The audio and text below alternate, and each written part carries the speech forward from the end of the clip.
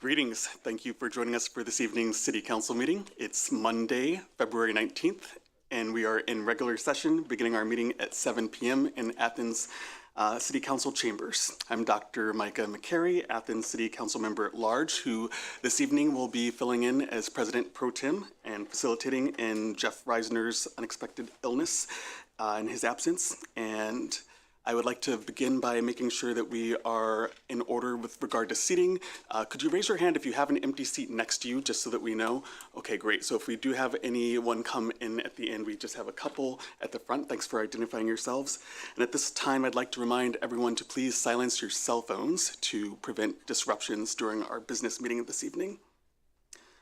Next, I'll share a land acknowledgement.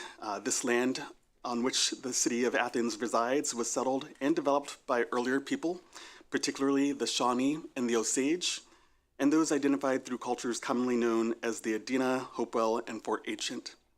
This acknowledgement reminds us of the importance of honoring history, people, and planet as we work to improve our city's legacy.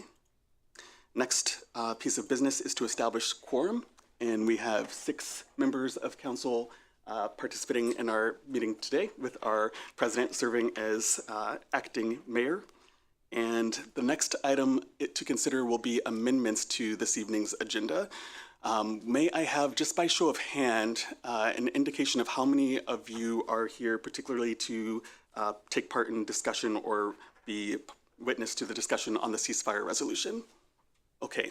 That is helpful to know that we have many of you here who've likely even possibly been part of the demonstration that took place outside of City Hall prior to this, and we will take an opportunity to give council members the option of voting to amend the agenda to have that resolution heard earlier in the evening before we begin our ordinances for third reading.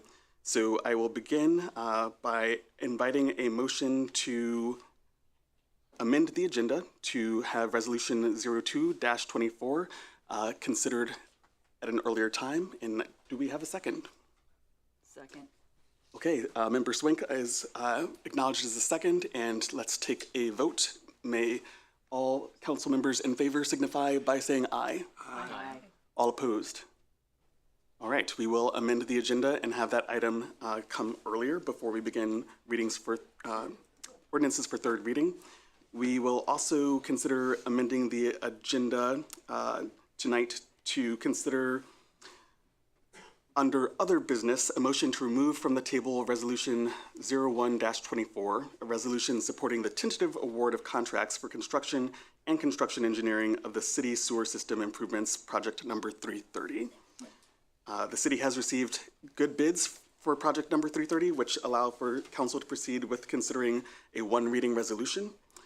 If we amend the agenda accordingly, resolution 01-24 will be removed from the table and voted on tonight.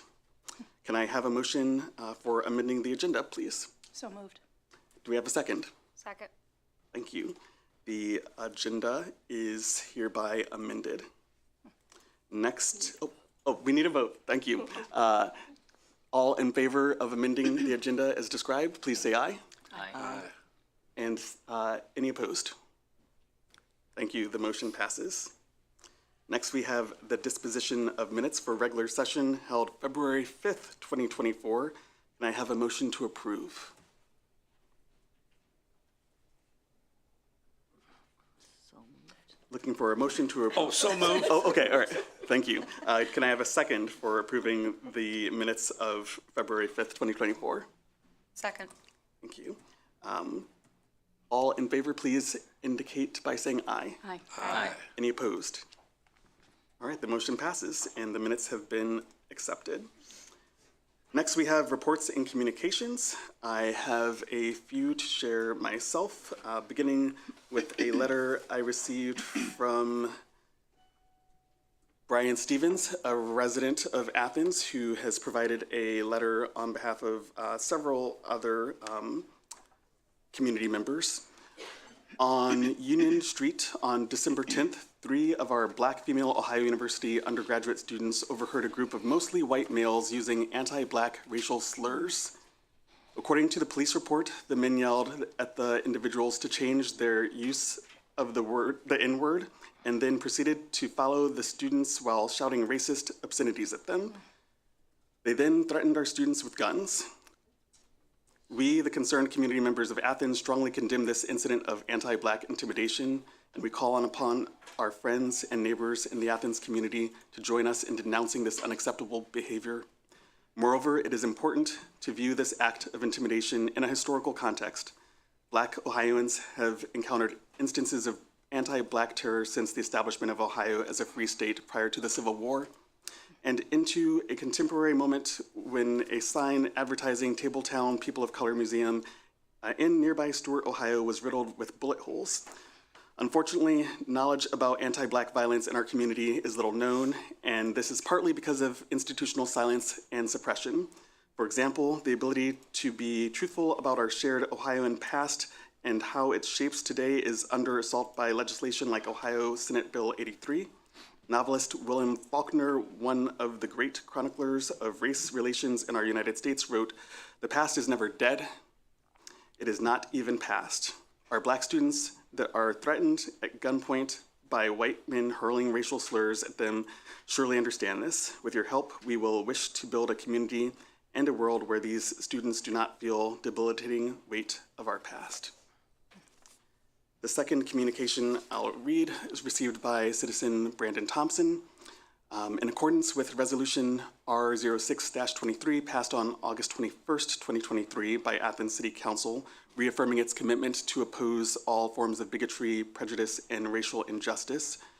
Quote, whereas the City of Athens is committed to cultivating a space that centers and celebrates the diverse lived experiences of all members of our community, end quote, I would like to remind the City of Athens that during Black History Month, there are 2 events happening this week that all citizens can attend that highlight and celebrate the lived experiences of people of color residing in Athens. First is tomorrow, February 20th at 6 p.m., the 5th annual Black History Month community celebration will occur at the Athens Middle School auditorium with a reception to follow in the cafeteria. And secondly, Heroes in Color, a film series featuring people of color put on by 2 people of color, Gordon Briggs and Brandon Thompson at the Athena Cinema on Thursdays this month at 7 p.m., with the next 2 showings being this Thursday, February 22nd, with a viewing of Spider-Man Across the Spider-Verse, and on February 29th, The Last Dragon. And finally, a communication I shared directly with council members on February 14th, 2024. During our Committee of the Whole meeting on February 12th, 2024, I proposed the possibility of a resolution focused on leveraging a partnership with the Strong Cities Network to respond to polarizing issues impacting the Athens community. I shared detailed resources about the Strong Cities Network with council via email prior to and after the meeting. And I have requested that the resolution be on the agenda for our Monday, February 26th, 2024 committee meeting of the whole. I believe it's worth highlighting some of the benefits shared with council members of the Strong Cities Network membership include access to a growing network of more than 226 cities around the world, united to combat hate, extremism, and polarization. We know that these are incredibly important issues for our local community and our global community, and that will be a resolution considered independent of what happens with the ceasefire resolution that will be discussed tonight. Do we have communications from other council members that they'd like to share today? Member Wood.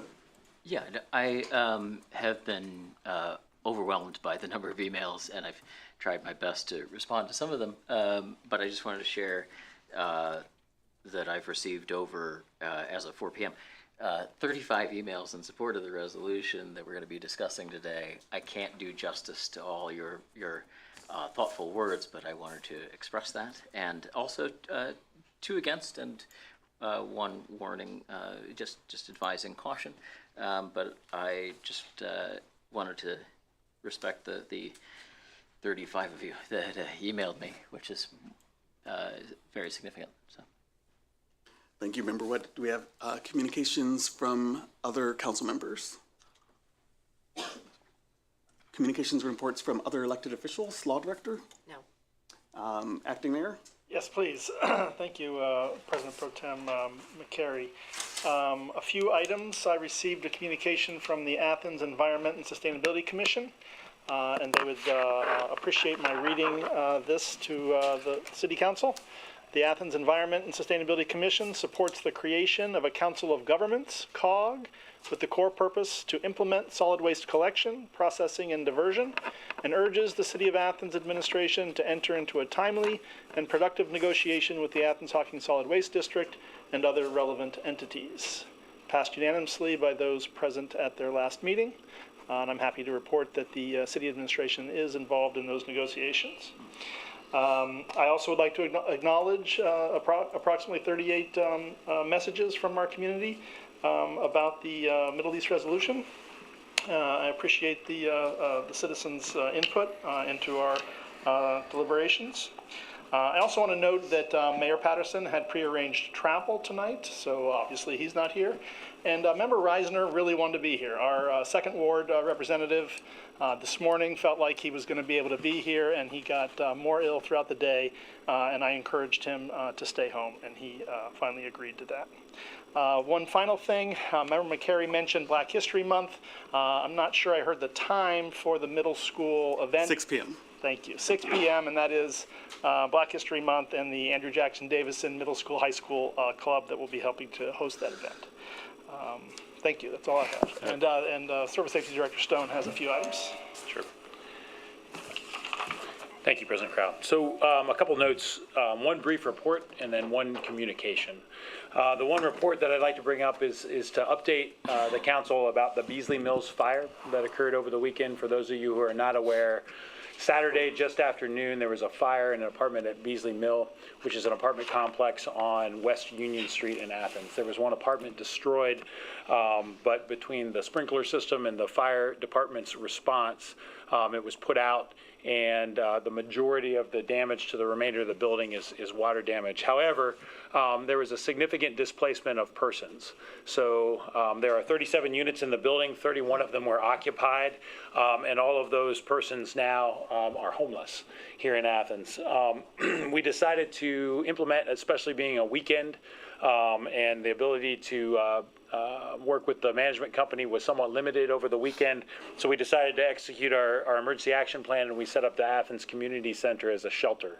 It is not the ideal location for that use, but it is an emergency shelter in times that we need to do that. And so in partnership with the American Red Cross that staffed the shelter with volunteers, we set up a displaced person shelter in rooms A, B, and C, and that is to serve a couple dozen people who were displaced, about 12 dogs, cats, hamsters, and I believe some turtles. And several of those persons had mobility challenges. And so, this population was particularly challenged in that they didn't have a lot of support from family members and that sort of thing. And so, so far, they've spent 2 nights there at our community center on cots. This is not an ideal situation for any population, let alone this population. And so today we worked very hard with the management company of Beasley Mills to get those folks into permanent housing, or at least longer-term housing while the building damage is remediated. We anticipate being able to get them all out this evening, hopefully to more permanent housing. But I just want to give a great amount of accolades to the American Red Cross and the volunteers for the American Red Cross that staff that shelter, various church groups that provided some food. The Far East Area Neighborhood Association had a meeting previously scheduled during the time that the shelter was open, and so that meeting included a luncheon, and they proceeded to feed the personnel who were displaced and on site. And so this is what the City of Athens administration has been doing over the weekend between our fire department, our police department, our Arts, Parks, and Rec department is dealing with this. And this is just an example of how this particular community deals with disasters pretty well, but we need to get them in more permanent housing. The second item that I have is a communication. We received a communication from the city's liability insurance carrier, and I feel compelled to update the city council. By way of background, a damage event happened at the Stateside Technology Park, in which Quidel is a tenant, on September 30th, 2023. The Athens Fire Department was conducting training exercises with other local volunteer departments related to water movement. This included relay pumping, drop tank and drafting, and large stream applications. The other departments on site were the Richland Area Fire Department, the Chauncey Volunteer Fire Department, Waterloo, and the Plains. The city received permission to conduct this training from the tenant on September 28th, and this location has been a location that training has occurred before. Toward the end of the exercises, a water hammer or similar event occurred, causing high pressure in the 8-inch line feeding the fire suppression system in the building. This caused a line rupture and water to flow in and throughout the building through a fire suppression riser. Once recognized, the fire department and other staff helped Quiddell staff and the building owner turn off water and clean up what they could in and around the building. The city was contacted by the property owner's insurance on October 3rd, 2023, and filed a claim on the same day with the city's carrier, the Public Entities Pool of Ohio, PEP, and was assigned a claims agent and attorney to handle the matter. The damages are estimated to be significant, and costs are likely to be in excess of $1 million, with claims both from the tenant and the property owners. PEP retained outside legal counsel on October 10th, 2023, due to the complicated nature of the claim, since the parties include the building owner, the tenants, the Athens Fire Department, and the several volunteer fire departments. They conducted an extensive investigation and review of insurance coverage of all parties. The city is taking this matter seriously and have been communicating with all parties on a regular basis. The status at this time is that all parties have agreed to mediation. The attorney from the law firm is coordinating the mediator, date, and venue. We continue to ask that you refer all inquiries on this situation to the law director's office. Due to the nature and size of such a claim, we are compelled by our policy that all communications must happen through our insurance and retained attorneys. Thank you very much, Member McCary. Thank you, Director Stone. Do we have additional reports, Auditor? No report. Okay. And any other reports from officials? Very well, we'll proceed with our updated agenda, which moves Ordinance R02-24, introduced by Michael Wood, a resolution calling for an immediate de-escalation and ceasefire in Israel and occupied Palestine, to our next agenda item. And before I let this get in progress, I'll just kind of give an overview of the process. We will have Member Wood introduce the resolution with any accompanying commentary. Then we will invite comments and questions from council members before we switch to comments and questions from administration, and finally open it up for comments from the public. When we do have comments from the public, that will be done first by identifying anyone who's a representative of a group. If you would be inclined to come to the podium and introduce yourself. Anyone who speaks at the podium this evening should be prepared to share their name and their address and clarify whether they are representing themselves or an organization. We would, for time's sake, like to keep it to one organizational representative per topic, and that in this case will be the ceasefire. We're typically limited to 15 minutes per topic, with the ability to extend that 15 minutes as needed to accommodate more voices. But I will also let folks know that we have a 3-minute limit per person speaking at the podium, and our city council clerk will provide some guidance to that 3 minutes with a color coding system, so that you'll know as the yellow light at the podium comes on that you've got just 30 seconds left, and then at the red light in the buzzer, you need to go ahead and end with the next sentence or two, not the next paragraph. All right, with that, I will turn things over to Member Wood to introduce this resolution. Yeah, thank you, Acting President McCary. And thank you all for coming today. So this is a resolution calling for an immediate de-escalation and ceasefire in Israel and occupied Palestine. Whereas all human life is precious, and the targeting of civilians, no matter their faith or ethnicity, is a violation of international humanitarian law.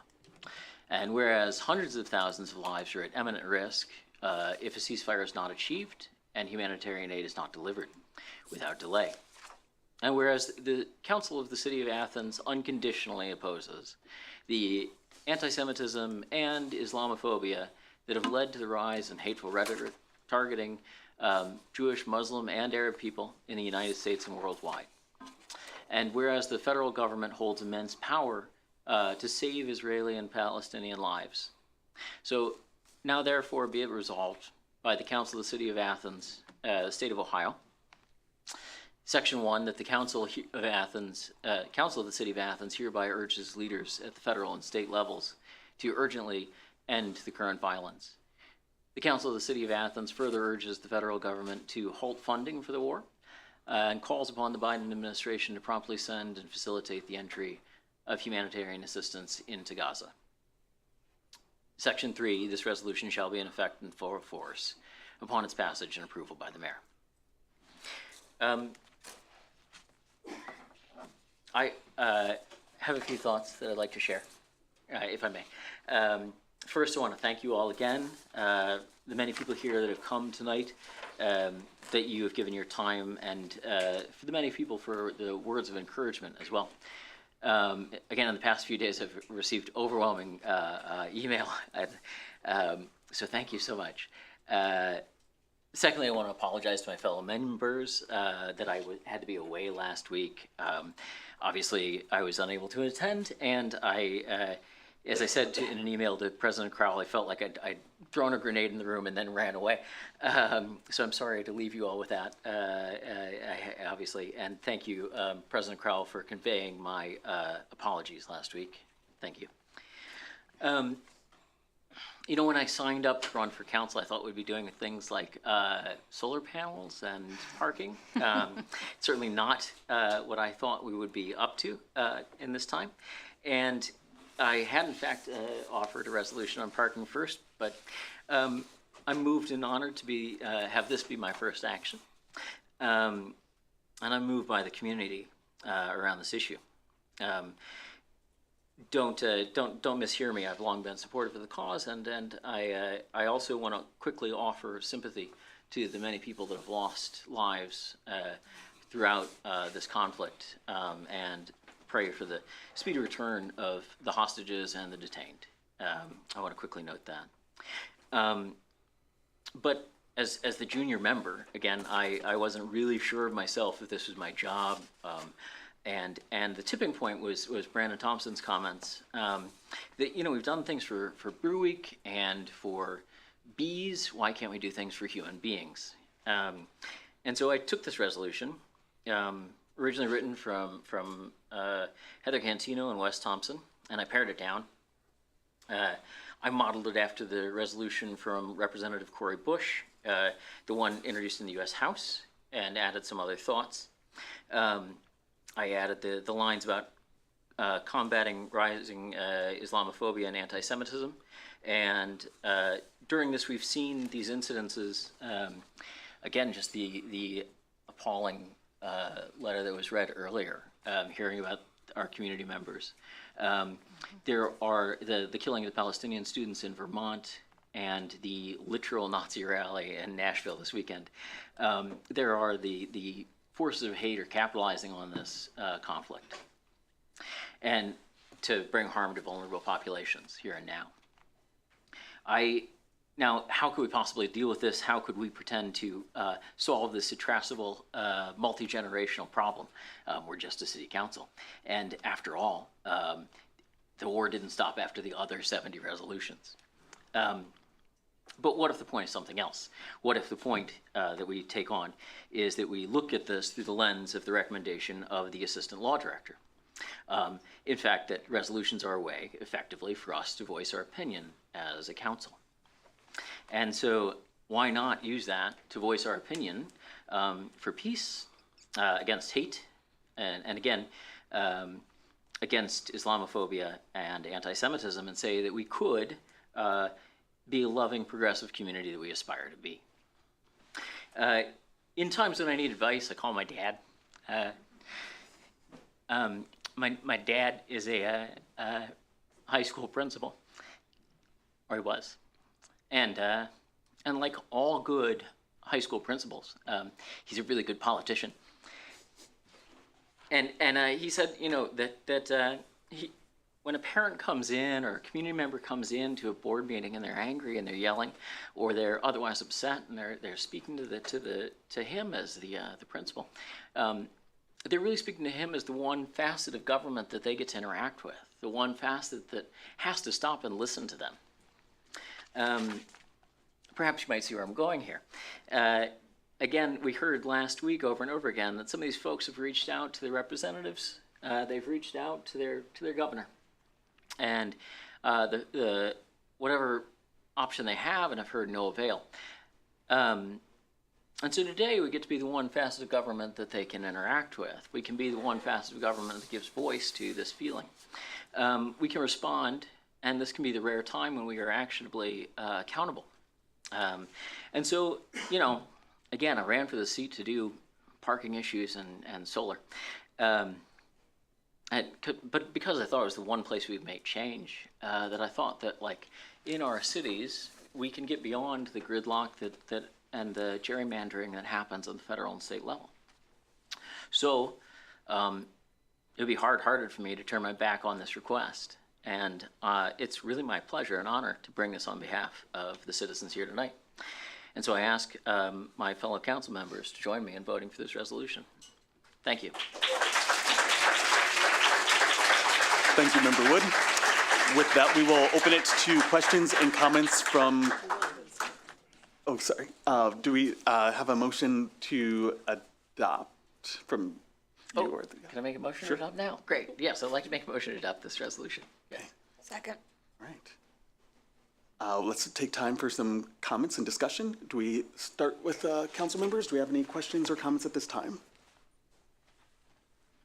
Yes. I just would like to thank Councilmember Wood for really everything he just said. Well done. I'm with you on not loving the public speaking, and you took every thought out. This puts actions behind words for our city. Thank you. Thank you. Do we have other questions or comments from council members at this time? Yes, Councilmember Spilnes. Well, I just want to say that was really masterfully done, I must say. Good job for your first time. I also want to thank everyone here, as was so artfully mentioned, to be so passionately interested in these issues and really caring about human rights here and throughout the world. I take this situation very seriously, and I really appreciate the interest in human rights that people have expressed. And I, too, like everyone else, has received many emails and comments from folks in the community, and really respect that. And I also, as someone who taught community organizing and advocacy, I'm really impressed with the amount of skill that has been displayed by everyone here, and that's really terrific. And I hope you use that for all the other things that we have to deal with on a national level or on a local level as they arise. That being said, I'm going to go back to that. I truly believe that the majority of residents in Athens do not want City Council to be involved in this kind of effort to pass a resolution essentially condemning Israel because it's divisive and compromises inclusion and harmony. It sets a precedent that does not advance the city's best interests, and recently the city of Cincinnati came to a similar conclusion. So I'm worried that this is going to cause more harm than good on the local level. I, too, agree with much of what you have to say. I, too, agree that, for example, Netanyahu needs to go and we need a ceasefire and all that stuff. I believe that this is being done, this is being pushed increasingly by the Biden administration, by other forces around the world. And also, I was heartened to see that in Tel Aviv, there was a major protest against the actions of Israel by Israelis. The Israeli protest, they oppose Netanyahu, they want this to stop. The majority of people do want it to stop. So I feel as though the efforts going forward are happening without our participation.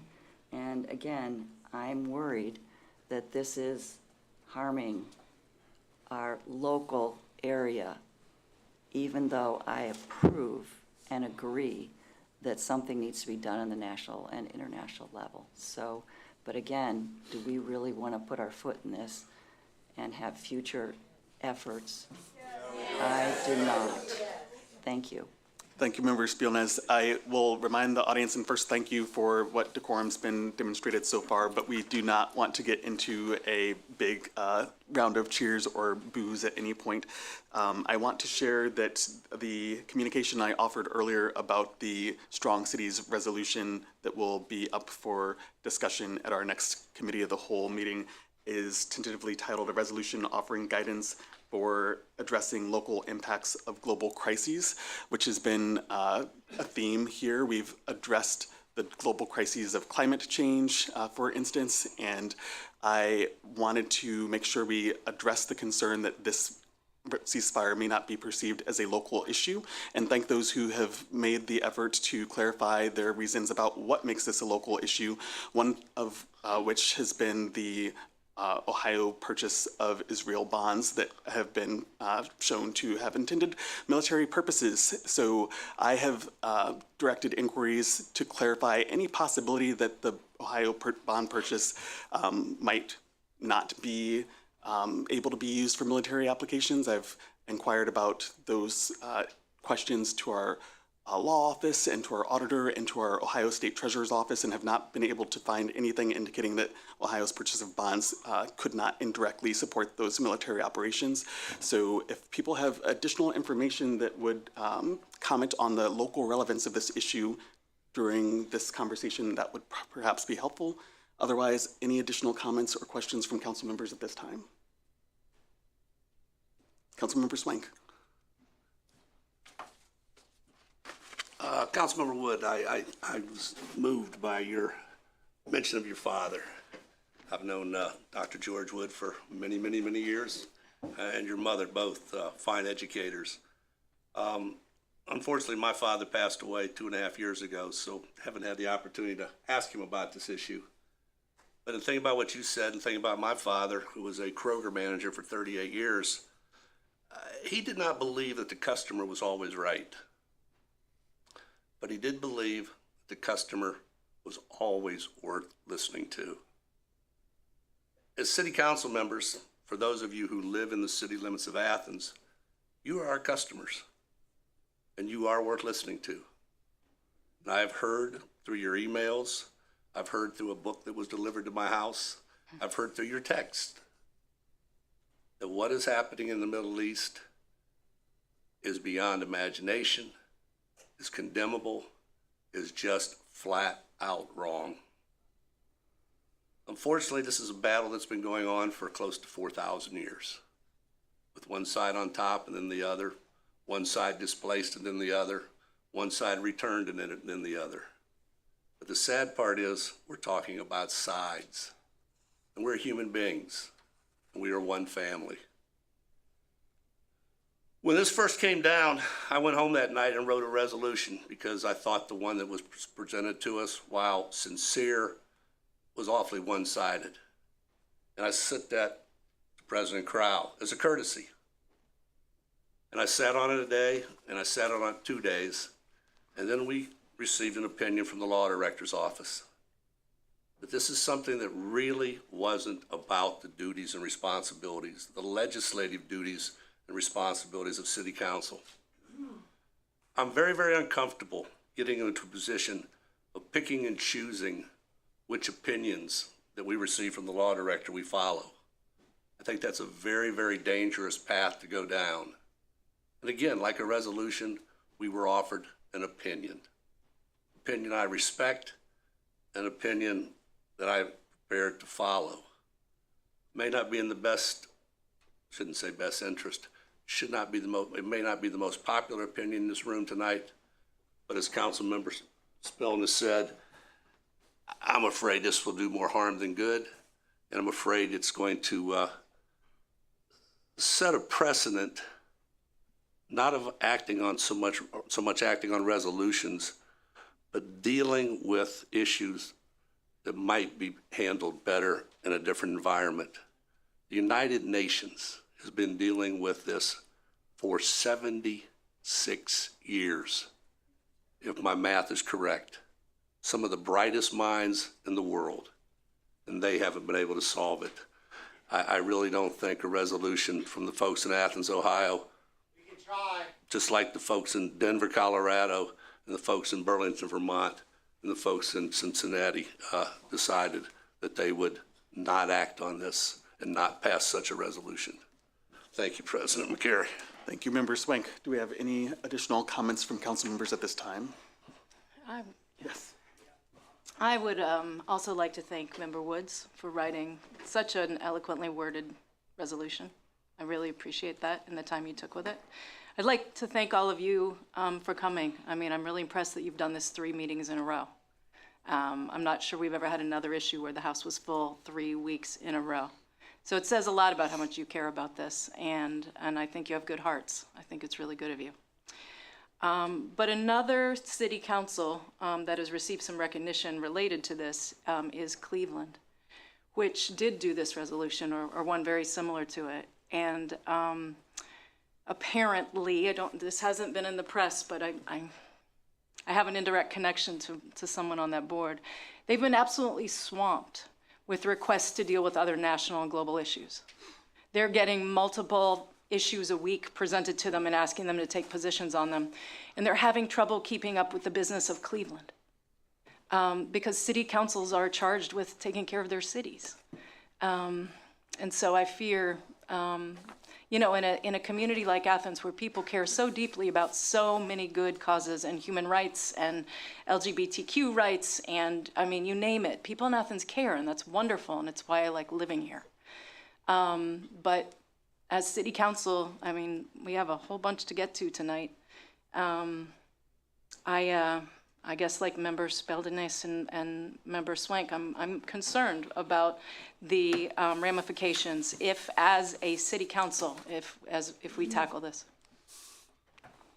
Thank you, Member Clodfelder. And thank you for also reiterating one of the concerns pointed out in the opinion from the law office about the potential precedent for considering resolutions that might be arguably beyond the scope of our local jurisdiction. To that point, I would like to share that the resolution that will be discussed during the Committee of the Whole next week on offering guidance for addressing local impacts on global crises will hopefully create opportunities for us to consider means by which council can hear those concerns of community members that might have global implications without necessarily having it come through as a resolution.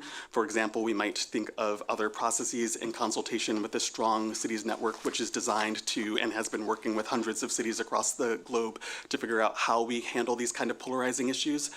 We have community resources such as our Athens Community Relations Commission, which has members represented here tonight that is charged with helping the city process these kinds of concerns. So it may be that in the future we might find ways to have citizens' feedbacks and concerns reflected in documentation through the Athens Community Relations Commission or some other means by which we wouldn't necessarily have to have a resolution at each council meeting. But with that from me, I will invite additional comments. Councilmember Spilnes. Yeah, so I want to follow up because all of you haven't seen Member Pro Tem at this point, McCary's proposed resolution, but we have, and I'm really impressed with what he had to say because I think it provides a venue that will address your concerns, but in a way that I think provides a system and a process for handling these kinds of concerns in the future that will be more productive, more locally based, and yet really answers a lot of the concerns that I think are expressed today here. So I hope that regardless of what is decided tonight, because we haven't taken a vote, I hope that that will be taken into consideration in a broader way next week. So. Thank you, Member Spilnes. And just to clarify, tonight we are about to hear comments from administration and the public before taking this to a vote. And the outcome of that vote on the proposed ceasefire resolution will not have any bearing on the resolution that we're talking about being considered at next week's Committee of the Whole, which is about adopting guidelines for how we in general deal with global crises that are perceived to have a local response. So with that, I believe we've heard from council members, and I'll ask for comments from any administration who are here. Member President, Acting Mayor Crow. Thank you, Acting President Pro Tem McCary. I have nothing to add. I just want to applaud council for all of the comments that have been. I think that starting with Member Wood's resolution and statement, and then the other comments from council, I appreciate all the information, and I have nothing further to add. Thank you. Thank you. Acting Mayor, any other administrators have comment tonight? Then we'll move into comment from the public. Again, inviting first anyone who's representing an organization to approach the podium. Please do so and be prepared to share your name and your address and just specify what organization you are representing before our clerk begins your 3 minutes. Would you want first? My name is Barbara Lyons, and I live 24 Home Street, apartment 304 in the 4th Ward. You want anything more specific? That's great. And I represent Jewish Voice for Peace, which I have belonged to for years. And I have sat at home and very carefully, this is going to be very short. So I write as a member of Athens Jewish community to urge the Athens City Council to join over 50 U.S. cities in support of a ceasefire resolution to end Israel's genocidal assault on the Palestinian people. It is not anti-Semitic to call for an end to war. It is not anti-Semitic to call for an end to a genocide. We were taught never again means never again for anyone. Some of us are forming an Athens County Jewish Voice for Peace pod, which is because we're small, to promote an end to Israel's apartheid rule over Palestinians and to give concerned Jews a local voice. JVP is one of many anti-Zionist Jewish organizations in a long tradition going back to Zionism's earliest days in 19th century Europe. We must do all we can to stop this war that is funded by our tax money, to end the killing and the human-caused starvation of millions. Close to 29,000 people, including 12,000 children, have been killed by Israeli forces.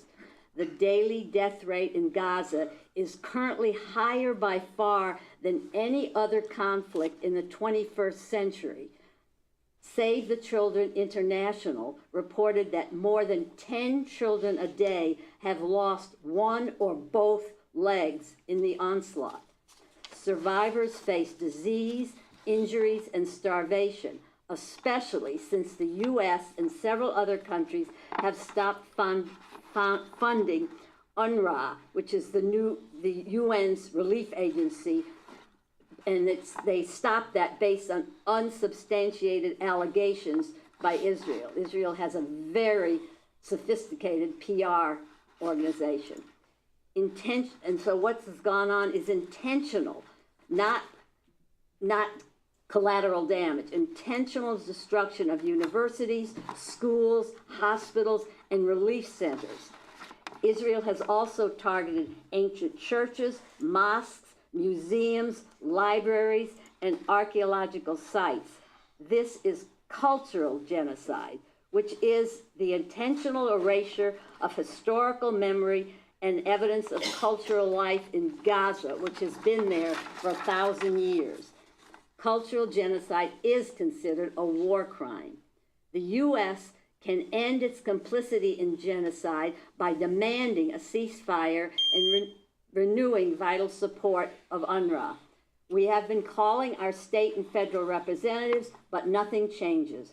By adding this city's public officials' voice to the chorus demanding a ceasefire, we as a community can take a small but crucial step towards ending this genocide. We urge this council to stand with us when we say, not in our name and never again for anyone.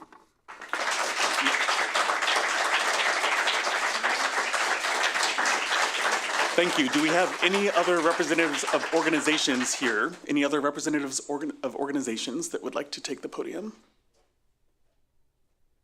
Then we'll move on to individuals. And please identify yourself with your name and address when reaching the podium if you are an individual who would like to speak on this topic. Hi, how are you? My name is Ibrahim Alaga, 366 Richland Avenue. And are you representing yourself or an organization? I'm representing myself. I wasn't planning on speaking today. I'm originally Palestinian from Gaza. Last time I was there was in 2012. I still have family there right now. And it's pretty easy to say, oh, we don't want to do a ceasefire, or we don't want to support this from the comfort of, you know, the swarm room, and we have food and drinks and everything. But I'm speaking to my family members there. I haven't been able to get in touch with them for weeks. I went to Egypt last month to see one of my cousins. I was able to get out their kids. They're scared. Loud noises scare them, even a door closing. You know, it just does not make sense how any of this is allowed to happen. And you guys are allowing it to happen. You know, it just does not make sense. So I'm not asking you to pick sides or anything. I'm asking you to be a human. Put religious aside, put politics aside, put anything aside. Just be a human. How would it feel if 60% of this room was displaced, or if they were injured, or if they didn't have a place to stay? I mean, you were talking about the fire that happened, and some people didn't have a place to stay, and it was a huge deal. But what if 60% of the city was like that? So.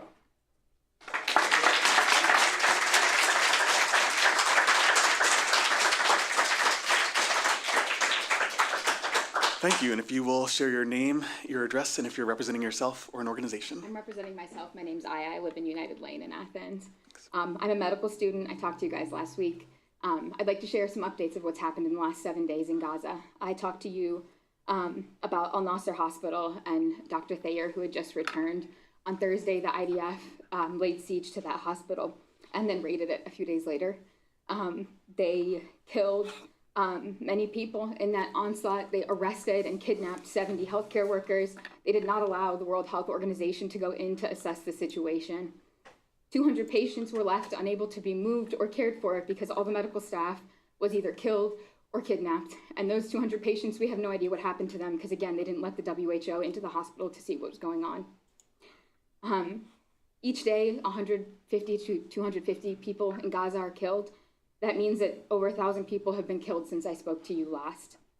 I can't give you a solid number, I wish I could, but all the infrastructure has been destroyed. So the Ministry of Health is unable to give us solid numbers. The WHO is unable to give us solid numbers. Amnesty International is unable to give us solid numbers because all of that infrastructure has been completely destroyed. A plastic surgeon who recently returned, an American plastic surgeon, wrote in the LA Times, on one occasion, a handful of children, all about ages 5 to 8, were carried to the emergency room by their parents.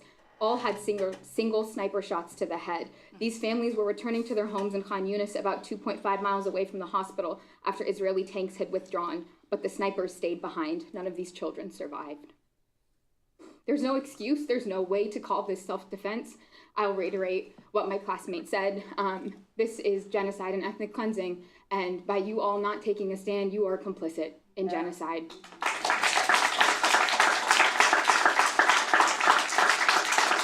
The population of Athens is about 24,000 people. Over 30,000 people in Gaza have been killed. Imagine that every single person you interact with in Athens was gone.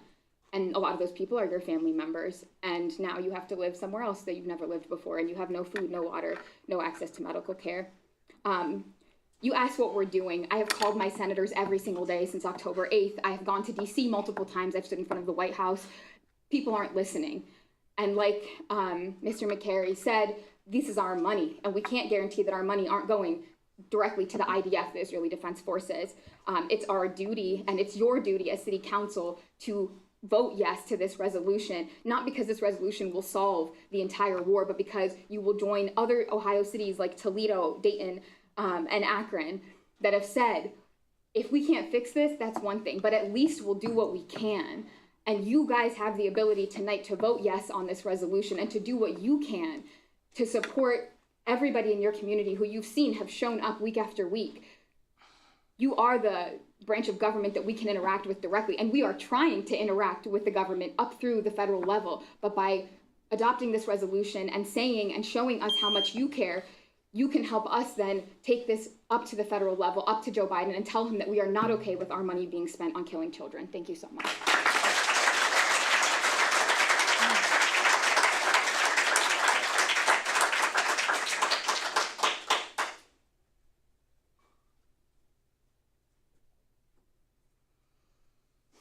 Thank you. Would you please again share your name, Yeah. address, and if you're representing yourself or an organization? Yes, my name is Nancy Epling, and I'm representing myself. My voice will be shaky because I hate public speaking, but here we go. I've been a resident of Athens for the last 10 years. I work and live in Athens City, and to say the least, I'm a very active member of our community. First, I want to suggest the wording of your resolution. Instead, Middle East resolution, let's call it what it is. The Israel resolution of occupied Palestine. What kind of society have we created where genocide is accepted? What kind of world is this? We're turning a blind eye to mass murder is acceptable. You know, we've come up here, we've shared our numbers, we've shared our facts, we've shared personal stories with you. We've given emotional speeches. We've given you scientifically based speeches. You've made the comments that imply that, well, what will it really do if Athens City Council passes a resolution? Yet in the same breath, you tell us to call and write our representatives. What do you think that we've been doing? All of us here have been doing that. What is it going to take? The genocide of the Palestinian people in Gaza is connected to everything. It's connected to every single thing. As you can see here in this room with all of these people present, it is directly connected to your own community. Women's rights, human rights, mental health, children's rights, climate change, the list goes on. You use words like appropriateness and comfortability. It's disturbing to me that you even get to consider those feelings when people don't have homes. People are dead. I was disgusted to see someone with immense power here in a local government use the argument that we've never done anything like this before. So why would we do it now? If we use that rationale every time, where would we be today? How could we ever move forward to make change without making new strides towards liberation for all? Silva, you shared that you talked to your community members about this resolution. You stated that you reached out to your Jewish friends and others, but you did not mention reaching out to your Palestinian friends or Arab friends. Do they not exist? Do they not also deserve to be heard? And Beth, you too talked with your community members. You said Jewish members and one Muslim friend.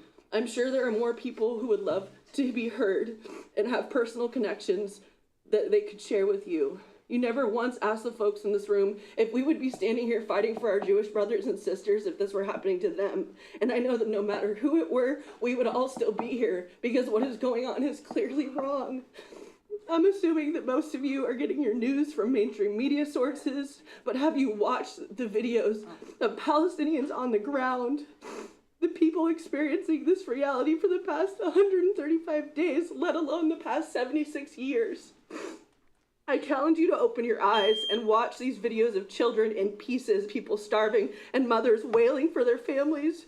And I move you to do the right thing. I hope you are moved. I believe if you were to be faced with this reality yourselves, you would have no hesitation that this must be stopped. Every person, especially those of us in the United States where our tax dollars are in direct support, have a duty to do something. I challenge you to do whatever you can to stop the genocide in Palestine, stop monetary and military support to Israel, invest in our community, use that money to feed our people, to house our people, to educate and heal our people. At the very, very least, all you have to do is pass this resolution. That's the first step, and it's not that hard. And I want to say that I support liberation of all oppressed people around the world and in our Athens community. Thank you. Thank you.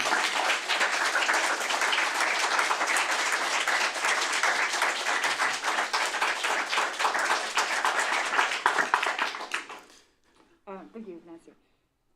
Hi, my name is Selena Wilkinson, and I live here at 102 Grosvenor Street. I'm an artist and educator here in town, and I've been coming to these meetings, but I haven't spoken yet, so I just want to share some thoughts about, you asked for the really local perspective, so here it is. I've lived in Ohio, like Nancy, for the better part of a decade. That's my entire adult life. I'm appalled that the state I now proudly call home would invest so heavily, the second highest holdings in the nation, in the genocidal actions of Israel. I am not a religious person, but this is not a religious issue. It is one of inhumane and violent colonization that has been enacted against Palestinians for over 76 years. If you choose to read a land acknowledgement at the start of these meetings, we must also recognize and do all we can to end the attempted erasure of another Indigenous group, which we are witnessing live every day, that of the Palestinian people, especially when that erasure is funded in part by our tax dollars. I do not want my tax money to fund the ethnic cleansing of any people, and it is long past time we stop funding this genocide. I hope that this council can do the right thing and join dozens of other cities across this state and nation in saying not in our name. I will also remind that this council has already passed a resolution regarding Ukraine, which is a global issue with even looser connections to this community. I support a ceasefire resolution, and I hope it quickly becomes a move that moves our tax dollars out of the Israeli bonds and back into our community to care for the beloved streets, education, and infrastructure of Athens County, including some solar panels. There is blood on all Ohioans' hands, both mine and all of yours in this room included. Please listen to the impassioned constituents right here and do all you can to stop the devastation in Palestine. Pass this resolution, please. Thank you. Thank you.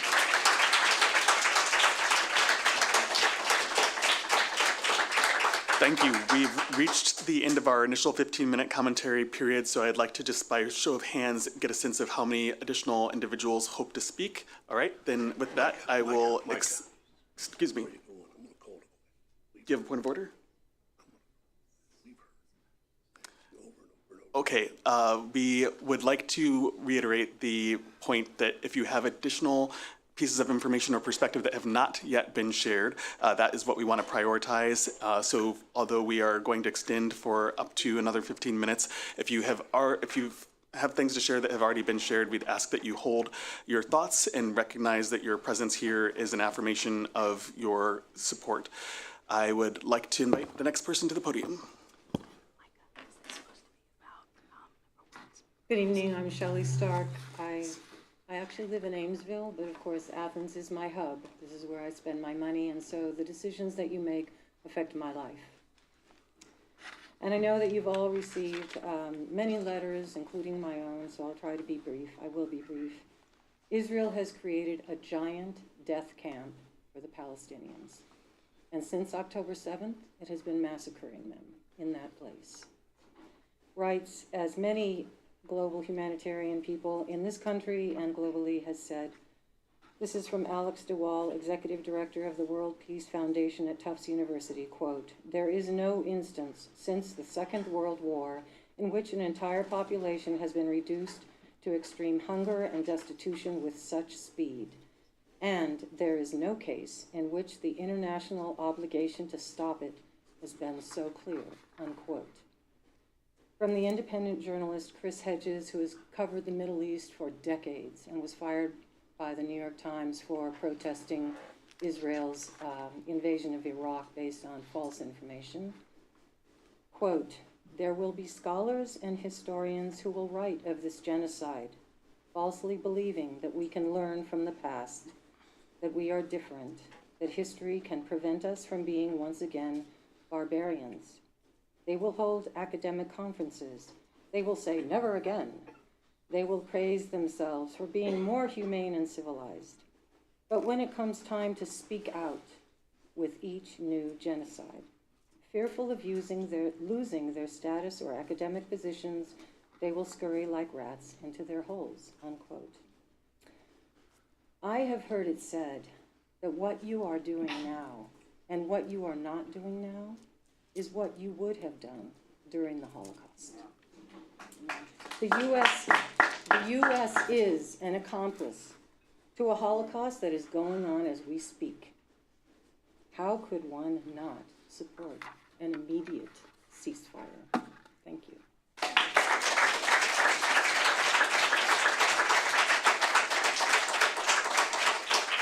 Heather Cantino, I live on Cable Lane. First, to answer your question, Micah, you can look at israelbonds.com. Right on the front page is that their bonds are to support their war. And I want to echo what Shelley said, that this is genocide. And I am also terrified of November. And for all you Dems to sit there and be complicit in letting that president who this morning or yesterday morning confused and said our war, He said our assault or our whatever when referring to the next step, and then he corrected himself.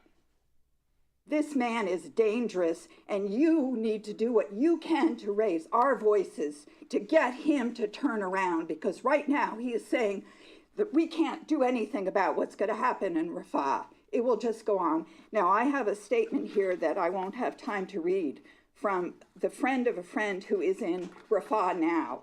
This is sent by my friend Jeannie Amash from her friend Amira, who's a 26-year-old writer from Gaza and was a student at Palestine University before the current catastrophe. Her home is in Beit Hanun, and it was bombed the second day of Israel's attacks. She now writes from Rafah, and it's heartbreaking, but I don't have time to read it all. I will send it to you. But this is a woman who is there now, and she's begging, and she knows that I was going to read this tonight. So she's going to look at the tape and see that I couldn't even read it, because well, maybe I should start. The fires of war still rage in the city. This is from Rafah on February 6th, unabated and intensifying day by day. Destruction and casualties increase relentlessly, compounded by widespread famine and diseases due to the massive influx and overcrowding of displaced persons. The city lacks basic necessities for life: no potable water, insufficient food, inadequate shelter from the winter cold. What little aid exists is scarce and inaccessible to many. And I'm going to jump down. Nothing changes, our voices unheard, our souls free-flowing like a river of blood, with no one to stem this tide. Our cries go unanswered, our pain unacknowledged. How can you not do what you can? Will this fear ever end? We once had lives stolen from us in their entirety. And I also know that Israel could not be doing what it's doing without our weapons, without our money. They've said that over and over. It is totally on American shoulders. And you are our representatives. You are the only people we can reach. And you have access to those above you.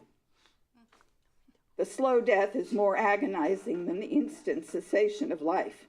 The stories are too numerous, our energy too depleted to tell them anymore. Heart-wrenching sighs betray the depth of our suffering. It goes on.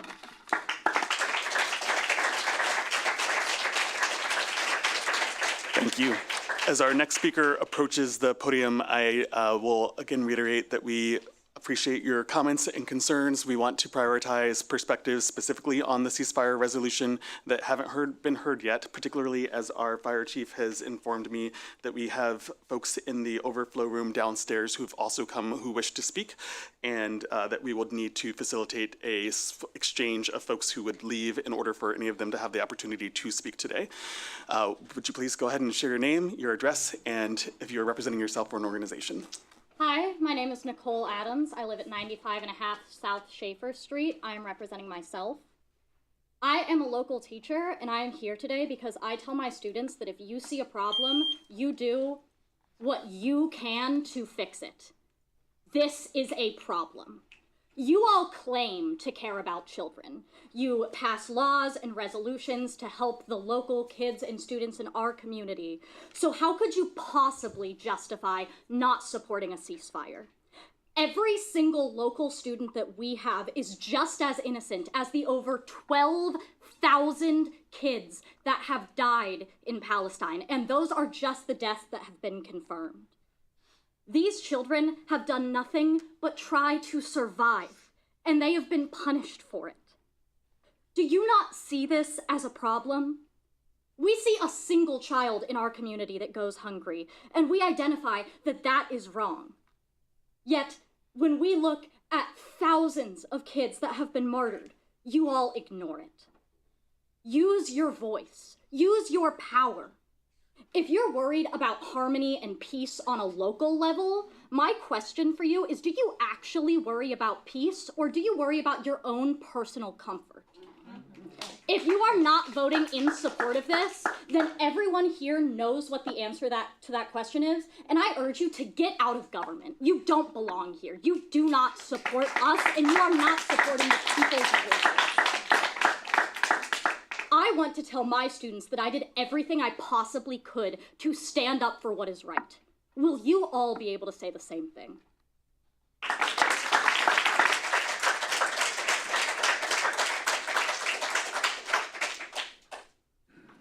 My name is Drake Chamberlain. I live in Amesville, near Amesville, and I'm here speaking for myself on my own behalf. First, I just want to comment that when President Biden or members of the administration are saying no, or don't kill all those children, all those people, we got to be more careful of civilians, that is political theater. That's just rhetoric. I mean, they just gave another $14 billion to Israel to keep it up. So, you know, there's nothing to that. It's just political rhetoric. We're heading into very dangerous territory with the hatred that the Holocaust in Palestine is creating. The world is watching as our country finances horrendous human rights violations and is flagrantly breaking international law that our country helped write after the Second World War. A solid majority of people in this country oppose our support for the genocide in Palestine. Our leaders are turning a deaf ear to the will of the people. Our democratic system is not working. It is controlled by wealthy corporations who pay lobbyists and fund the preferred candidates for public office. The results of policies forced upon us are affecting us all, as our country is being financially bled by foreign wars. The danger of nuclear war is very real.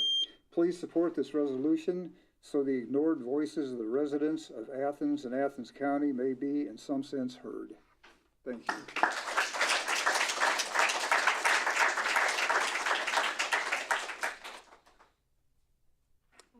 My name is Anais Salyurimi, and I am a resident of Athens, and I represent myself. I wanted to thank you all for giving us this space to share our thoughts. I wanted to share that about 5 years ago, I moved to the States, and as of 2 months ago, I was naturalized, so I'm an American. 5 years ago, I was where the Palestinians were. I was in a war-torn country, and I was thinking to myself, I hope and I wish somebody from the other side, where freedom of speech is, you know, respected and is a right, and I would like to, and I would like to really just really pause and think about that, because there are people in for example, who are international students who we would fill the room and more, but they're afraid because they're afraid of their voices. They're afraid of racist remarks that would happen to them out and about in school. They're afraid that their visas would be taken away. I currently work and serve children who face abuse, neglect, children who are orphaned in Athens. I know what it means to have children who have no homes. So I'm going out there, and I'm a Muslim visibly, and I'm also subjected to racist remarks, but I'm serving my city. There's also American Muslims, there's American Palestinians that go to our local schools. We don't need to have 90,000 children orphaned or martyred in this city to care. We don't want that. I know we're bigger than that. And so when I'm going out there and I'm getting these hatred from people, it doesn't matter to me. I'm serving my city. I'm gonna go back to my home and I have water, food, and shelter. It doesn't matter. We're all gonna go back to our homes. And we have our children and we have our parents. But I know that your voice matter. I'm a student in Master's in Social Work here. And I focus in the rural areas, so I dedicate my time and my money to educate myself so I can better serve my city. So if the least that you can do is vote in a resolution, please think about that, because there are people who leave their own countries because they know they can be valued, not because at this point their country is not safe. And we are good citizens. I wouldn't be naturalized if I didn't pass all that background checks. Never got a speeding ticket in my life. Never was arrested. I don't have student loans, no nothing. So if I can do this in your country, and the only thing, and it's my country too, and I'm very proud to be, you know, an American. I'm very proud to be a Yemeni Filipino. I'm very proud to be Muslim.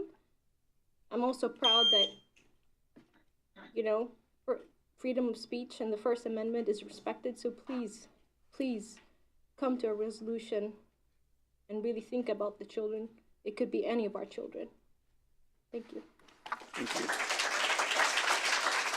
Thank you. We've now reached the end of our second 15-minute period, and we have one first person from overflow downstairs, one of four who has come to speak, and we have one at the podium now. So I will extend for no more than an additional 15 minutes, and I would invite the person at the podium to please share their name, address, and if they're representing themselves or an organization.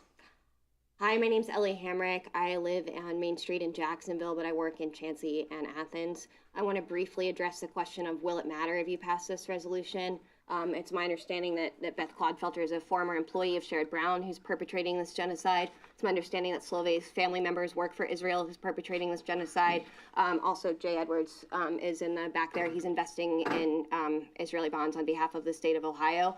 So I think it's clear that you all have some influence that we don't have. They don't care what we say, but maybe they'll care what you say. Now I want to continue Amir's statement that Heather began. Every thought of the enemy's encroachment fills us with 1,000 deaths in a single moment.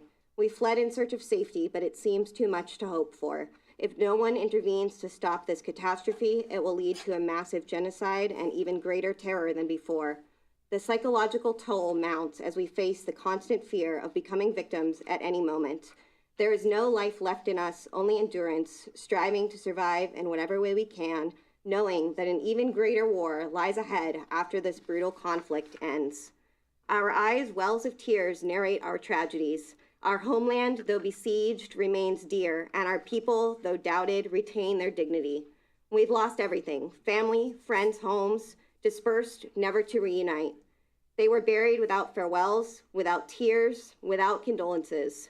We once believed in the goodness of all, but our trust was misplaced, our disappointment compounded. Our days blur into oblivion, wishing for death with every moment. The heart overflows, words failing to express the magnitude of our suffering. We've aged 100 years in a single day. Hasn't that been enough to halt all this? I am Amira from Gaza, the land that quenches the world's thirst for freedom, honor, and humanity with dignity, patience, resilience, and strength. We inscribe history, alter equations, and engrave the Palestinian cause into every mind and place. We are the children of beloved Palestine, born from Gaza, destined to rise from every burning, breathing life amidst the ashes. Thank you. Would you like to take the podium? Thank you. And if our next speaker would prepare to share their name, address, and if they're representing themselves or an organization. My name is Tal Mars. I'm representing myself. I'm a student here at OU. I don't have much to say. I am just here to say I'm a Jew. I'm the daughter of a rabbi. I'm the granddaughter of a rabbi. And I think that deconstructing Zionism in my brain was the best thing that ever happened to me, because I was indoctrinated for all of my life, trying to push me into this belief that Israel was my home, was just kind of evil once I understood the full capacity of what that meant. And unfortunately, that understanding only came around October 7th. And it's hard to look at all the adults in your life and think, oh my God, you've been lying to me. And I have to understand now that loving a land is different than loving a state. I love Israel, or I used to. I love the traditions that have been passed down to me, the Jewish traditions, but so much has been brought over by Palestinians, by just a soup full of people who are different and who are lovely. But the ownership of land for Israel comes with so much blood.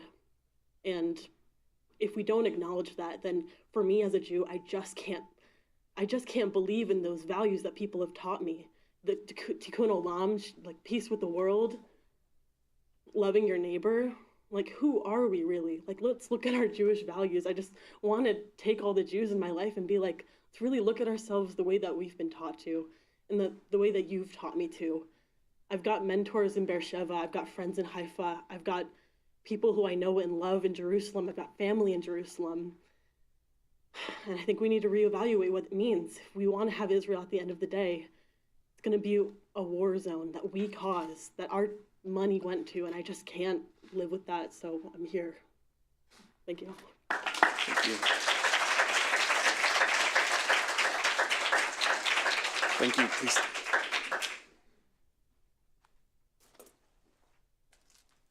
Evening. My name's Tom Hayes.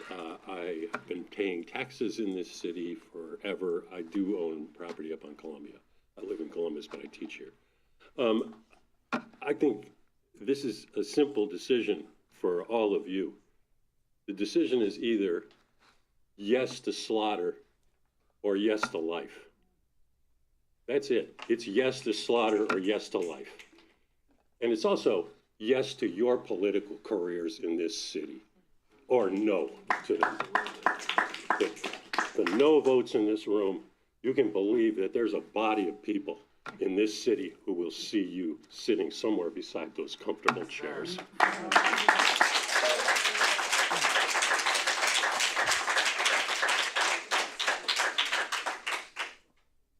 If you'll please share your name, your address, and if you are representing yourself or an organization. Paul Wood, representing myself from Gloucester up on Hooper Ridge Road. Work here in Athens as an electrician and also a solar installer. I talk about that because I take a lot of pride and identity in my work. It gives me meaning, and I'm standing with everyone else in absolute outrage to discover where my hard-earned money has been going. It is a mental, on a local level, it is, and personal level, it is a mental health crisis. I cannot do my work. I can't keep my hands still in situations. I can't be an effective leader to my coworkers. I can't enjoy a meal because what's happening isn't war, it's genocide, clearly and explicitly. It is a mental health crisis, it's a community crisis. We can't go about our lives knowing that we're paying for this horror and we're having to assimilate that into our new identities as genocide takes place. It would be a devastating outrage to witness or read about how our local leaders failed to amplify our voices for peace and sanity when they had the chance and when Athens had the chance. I think making a ceasefire resolution is a chance for a deeper unity in our community, and I think it is hardly divisive at all for us to have a kind of pride and identity under humanity, sanity, and peace. And if our community leaders and representatives do not have the capacity to join in with the vast majority of people and call it like it is, then we certainly do have a local issue to contend with and an obligation to protest and to elect those that will.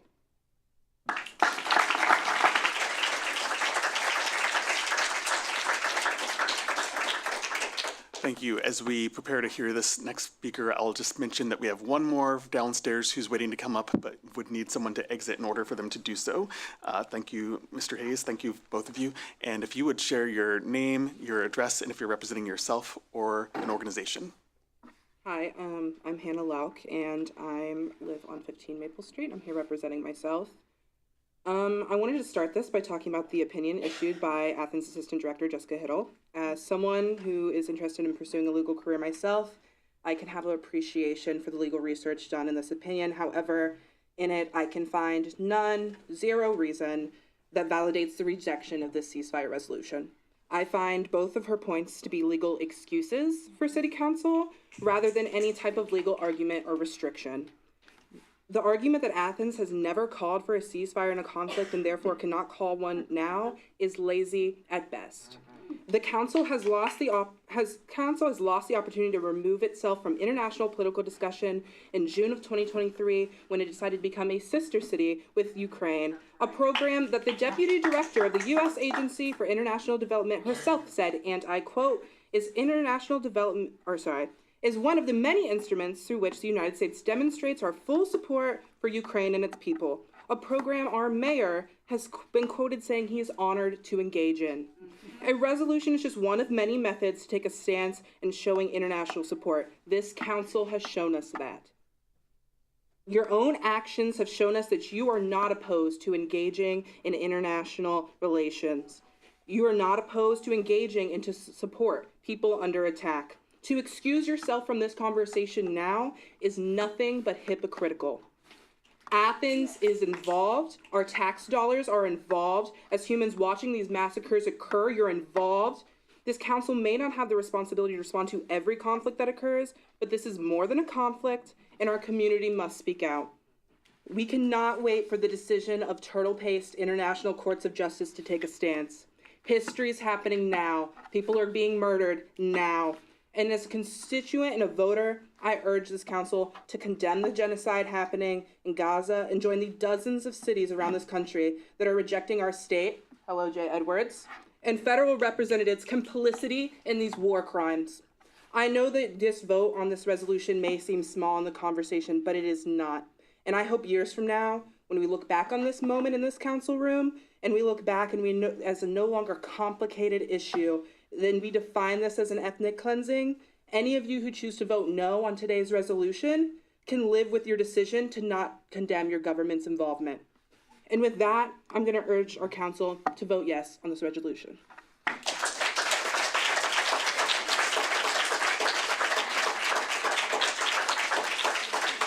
Thank you. This will be our last member of the public commenting before we move to summary and vote. Please share your name, your address, and if you're representing yourself or an organization. My name is Stefa Ahmed. I am representing myself. And address is 132, something, I forgot, dorms. I come here as a daughter of 2 genocide survivors.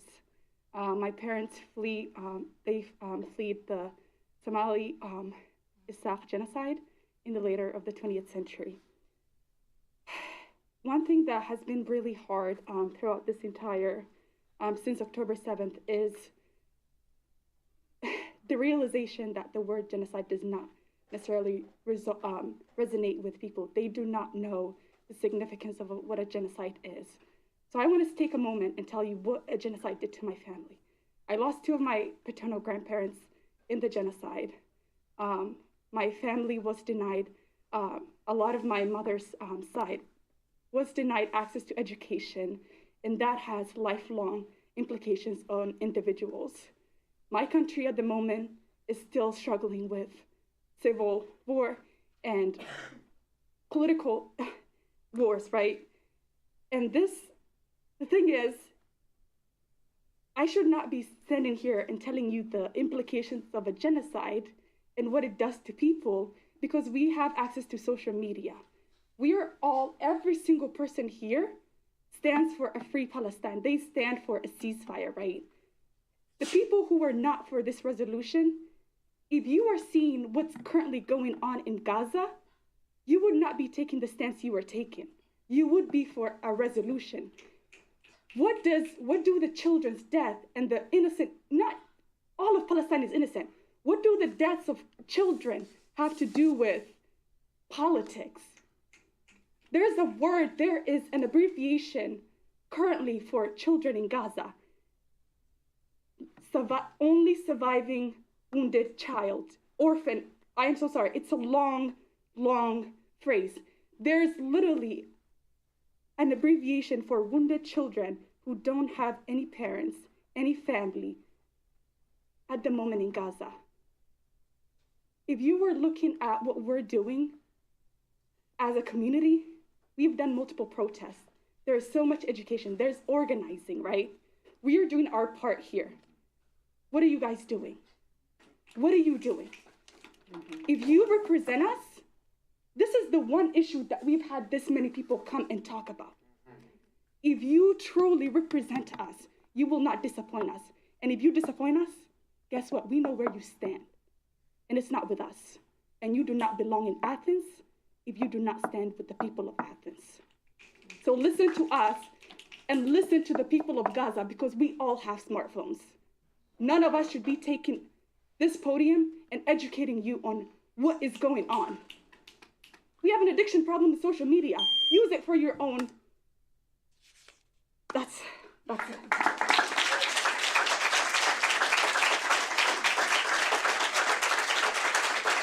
Thank you. I want to thank all of you who came to be part of that public discussion. And before we move to a vote among council members, just to summarize a few points of clarification regarding council's powers and the opinion offered by the Office of the Law Director, just to clarify that that opinion did perhaps discourage but did not disallow council from accepting or adopting a resolution on ceasefire, and that we do have the capacity to, for instance, decide in the future if it is specifically genocidal global crises that we would consider resolutions, or find some other criteria by which we decide how to handle similar concerns. Finally, we want to thank everyone for taking the time to listen and engage respectfully. We hope that that will continue throughout the rest of the session as we move forward to a vote, and then invite folks to transition if they wish to leave before we resume other business. At this time, we are considering a resolution calling for an immediate de-escalation and ceasefire in Israel and occupied Palestine, Resolution 02-24. And I will accept a motion to accept the resolution. I'm sorry, that's right, we've done that with that part, now we're right to the vote. With this vote, I will ask council members to raise their hand in addition to signaling aye, and keep your hand, I'm sorry, point of order. Yes. Could we have that resolution read one more time? The full resolution. Member Wood, would you mind? So everyone knows what's being voted on? Or I could if you would like, Member Wood. A resolution calling for an immediate de-escalation and ceasefire in Israel and occupied Palestine, whereas all human life is precious and the targeting of civilians, no matter their faith or ethnicity, is a violation of international humanitarian law, and whereas hundreds of thousands of lives are at imminent risk if a ceasefire is not achieved and humanitarian aid is not delivered without delay, and whereas the Council of the City of Athens unconditionally opposes the anti-Semitism and Islamophobia that have led to the rise in hateful rhetoric and actions targeting Jewish, Muslim, and Arab people in the United States and worldwide, and whereas the federal government holds immense diplomatic power to save Israeli and Palestinian lives, now therefore be it resolved by the Council of the City of Athens, State of Ohio, that the Council of the City of Athens hereby urges leaders at the federal and state levels to urgently and end the current violence. The Council of City of Athens further urges the federal government to halt funding for the war and calls upon the Biden administration to promptly send and facilitate the entry of humanitarian assistance into Gaza. That is the reading of Resolution 02-24. Council members have made a motion and second for a vote, and I will ask council members to indicate their support for this resolution by raising their hand and indicating aye at this time. Aye. Aye. Aye. With that, the motion passes and the resolution has been accepted.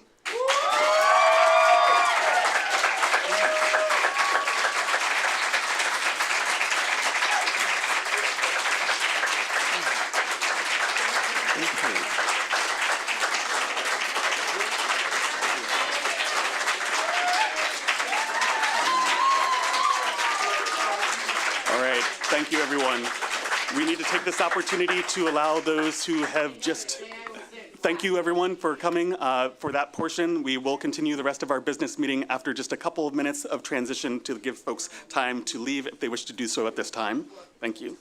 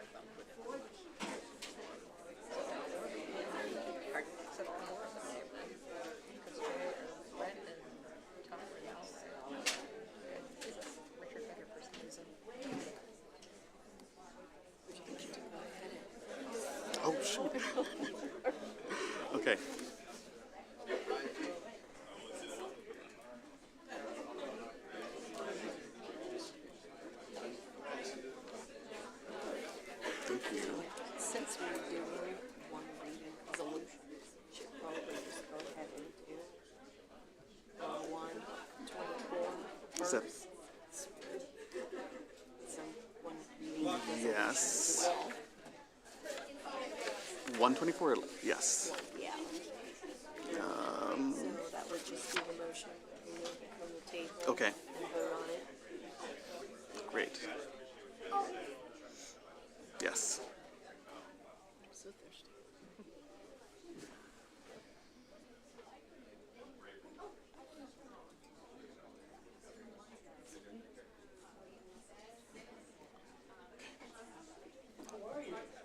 We'll begin in just one more minute to give a few more seconds to folks who are leaving. The most excitement Chiefs had in a while.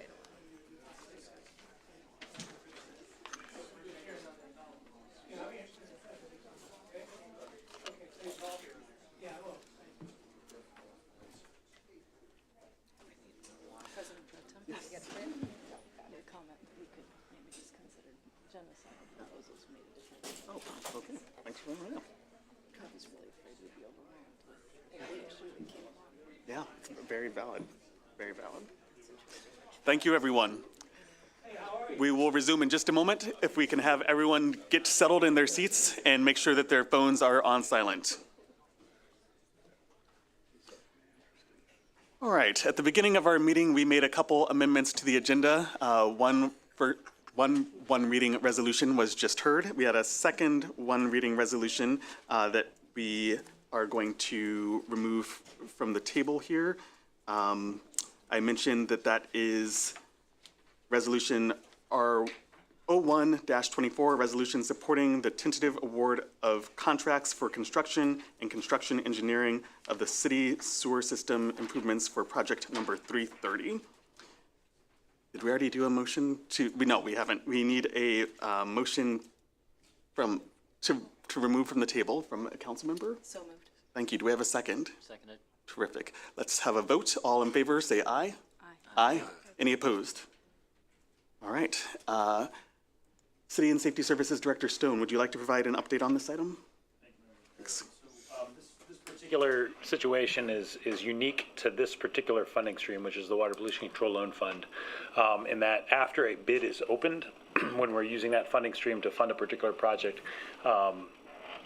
the Ohio EPA requires the legislative body to pass a resolution of tentative award. This is the only time we do this, and it's just a unique aspect of this funding stream. We did have a bid opening last Wednesday, and we did get good bids within 20% of the engineer's opinion of probable cost. It was a company called Ohio West Virginia Excavating Company, and the bid amount was $1,791,000. And so we're ready to go. We will bring forward an ordinance next week with the appropriation and the authorization. But this document I need now so I can get it into the March reading of the loan application with the Ohio EPA. Thank you. Thank you. So comments from council members. Member Swink. Yes, Director Stone, this is not the excavating company that the gentleman came and spoke to us about, is it? No. Good, thank you. Okay. Other comments or questions from council members on this topic? All right, we've removed from the table. Do we need to take any other action at this time? We need to make a motion to adopt this ordinance. So move. And do we have a second? Second. Resolution, sorry, I misspoke. We have a second, and all in favor, please indicate by saying aye. Aye. Any opposed? All right, with that, the motion passes. All right, we are now moving into ordinances for third reading, starting with ordinance 02-24, an ordinance amending ordinance 05-22, authorizing a city fiber network project number 347, introduced by Council Member McCary. I will just briefly reiterate that this has been reviewed and discussed in committee and now read for the third time. We are attempting to improve this aspect of our infrastructure, and this will connect our wastewater treatment plant, community center, city pool, as well as the new fire station. Do we have questions or comments on this ordinance at this time? All right, I'd like to make a motion that we adopt ordinance 02-24. Second. Thank you. With the motion made and seconded, let's go to a vote. All in favor indicate by saying aye. Aye. Any opposed? Nay. Please say nay. None. Okay. All right, then full support. With that, the ordinance passes. Second ordinance for third reading tonight is ordinance 03-24, an ordinance authorizing expenditures for the Richland Avenue Playground renovation project, number 368, introduced by Council Member Micah McCary.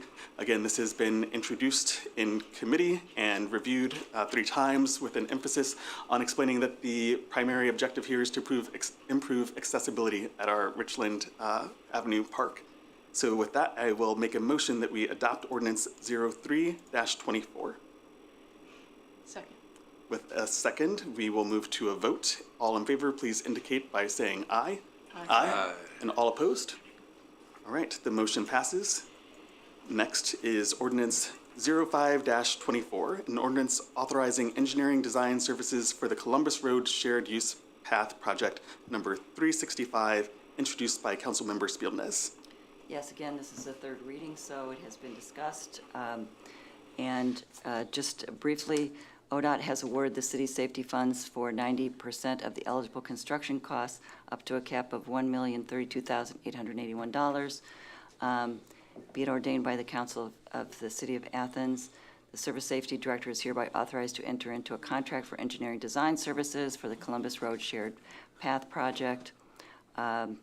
It goes on. In any case, we're authorizing, if we pass this, to expend up to $160,000 from the street fund for said project. This would enhance the Columbus corridor into the city and make it more accessible through bicycles and walking, which is an advantage for the city. So I urge us to pass this ordinance. Can we have a motion then? So moved. And second? Second. Wonderful. Let's take it to a vote. Question. Oh, yes. I was looking at the map of this thing, and I was under the impression it was going to go all the way down to the road that goes back to Greenleaf. But looking at the map, it appears it only goes to the edge of Matthews Insurance Building. So that's basically a path going from nowhere to nowhere. So is it going to go all the way to the? Is it going to go all the way to the road that went back to the old drive-in theater? Sure. Member Swank, thank you for the question. I would contend that everywhere in Athens is somewhere. I mean, we all are people. However, the logical termini in that original application, we're going to extend to get to Theater Lane, specifically through the limited access. There is limited access right away there in that stretch in front of Hugh White.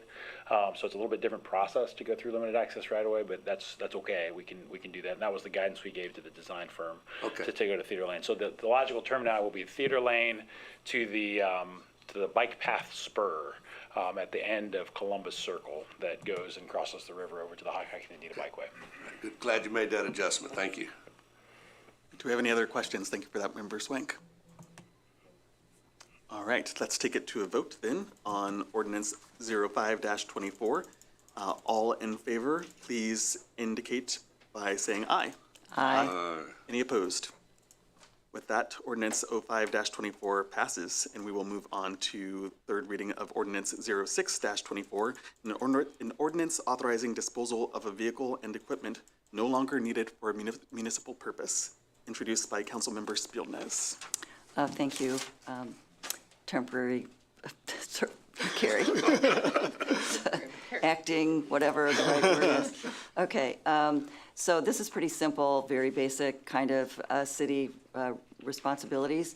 And so we have a city bus that is no longer useful, so we need to get rid of it. And also we have a fire ventilation fan that is not useful for us, but will be useful for the Waterloo Volunteer Fire Department. So we're going to trade, nice use of city work. So that's all it is, very simple. So I recommend that we pass this ordinance. Thank you. Would you like to make a motion? Yes, please make a motion. And do we have a second? Motion. Second. Wonderful. We have a motion and a second for ordinance 06-24, and we'll take it to a vote. Council members in favor of this ordinance, please indicate by saying aye. Aye. Any opposed? All right, with that, the ordinance passes, and we will move on to ordinance 07-24 for third reading. And this is an ordinance authorizing unneeded or obsolete municipal personal property to be sold by internet auction, introduced by Council Member Reisner. Do we have any comment on this ordinance before we ask for a motion? Let's take anyone willing to make a motion then. I'll move. Thank you. We have a movement to adopt ordinance 07-24. Do we have a second?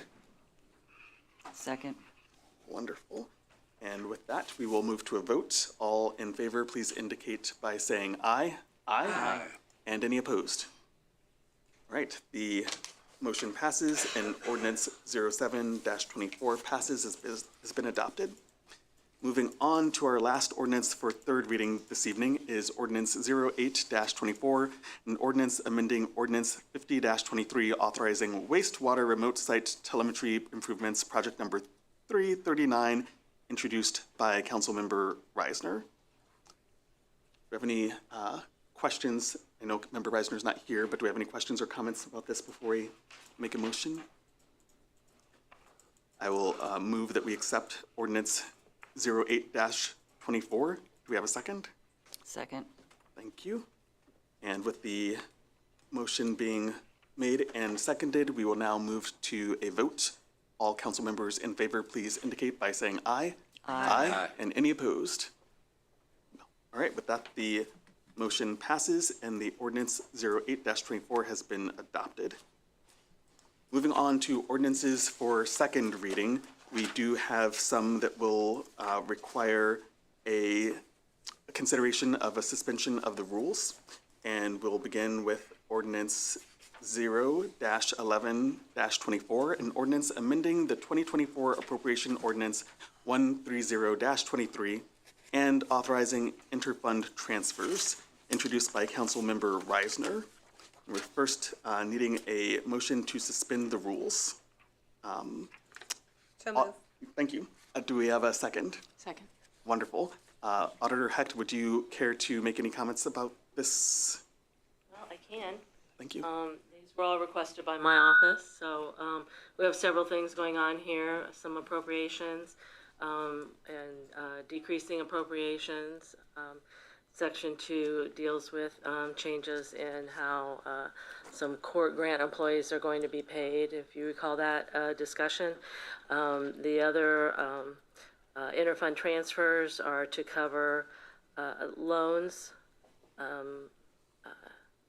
either do the other fund or so that the money from one fund can be transferred to a debt fund to pay the loan when it's due.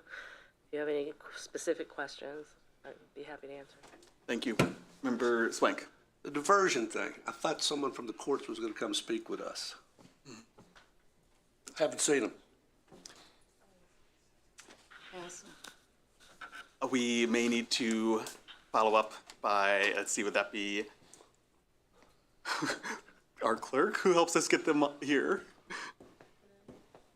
We'll look into that, and what do we want to do about that? Would you like to propose any particular action, given that we don't have that update? That the request to suspend the rules be withdrawn.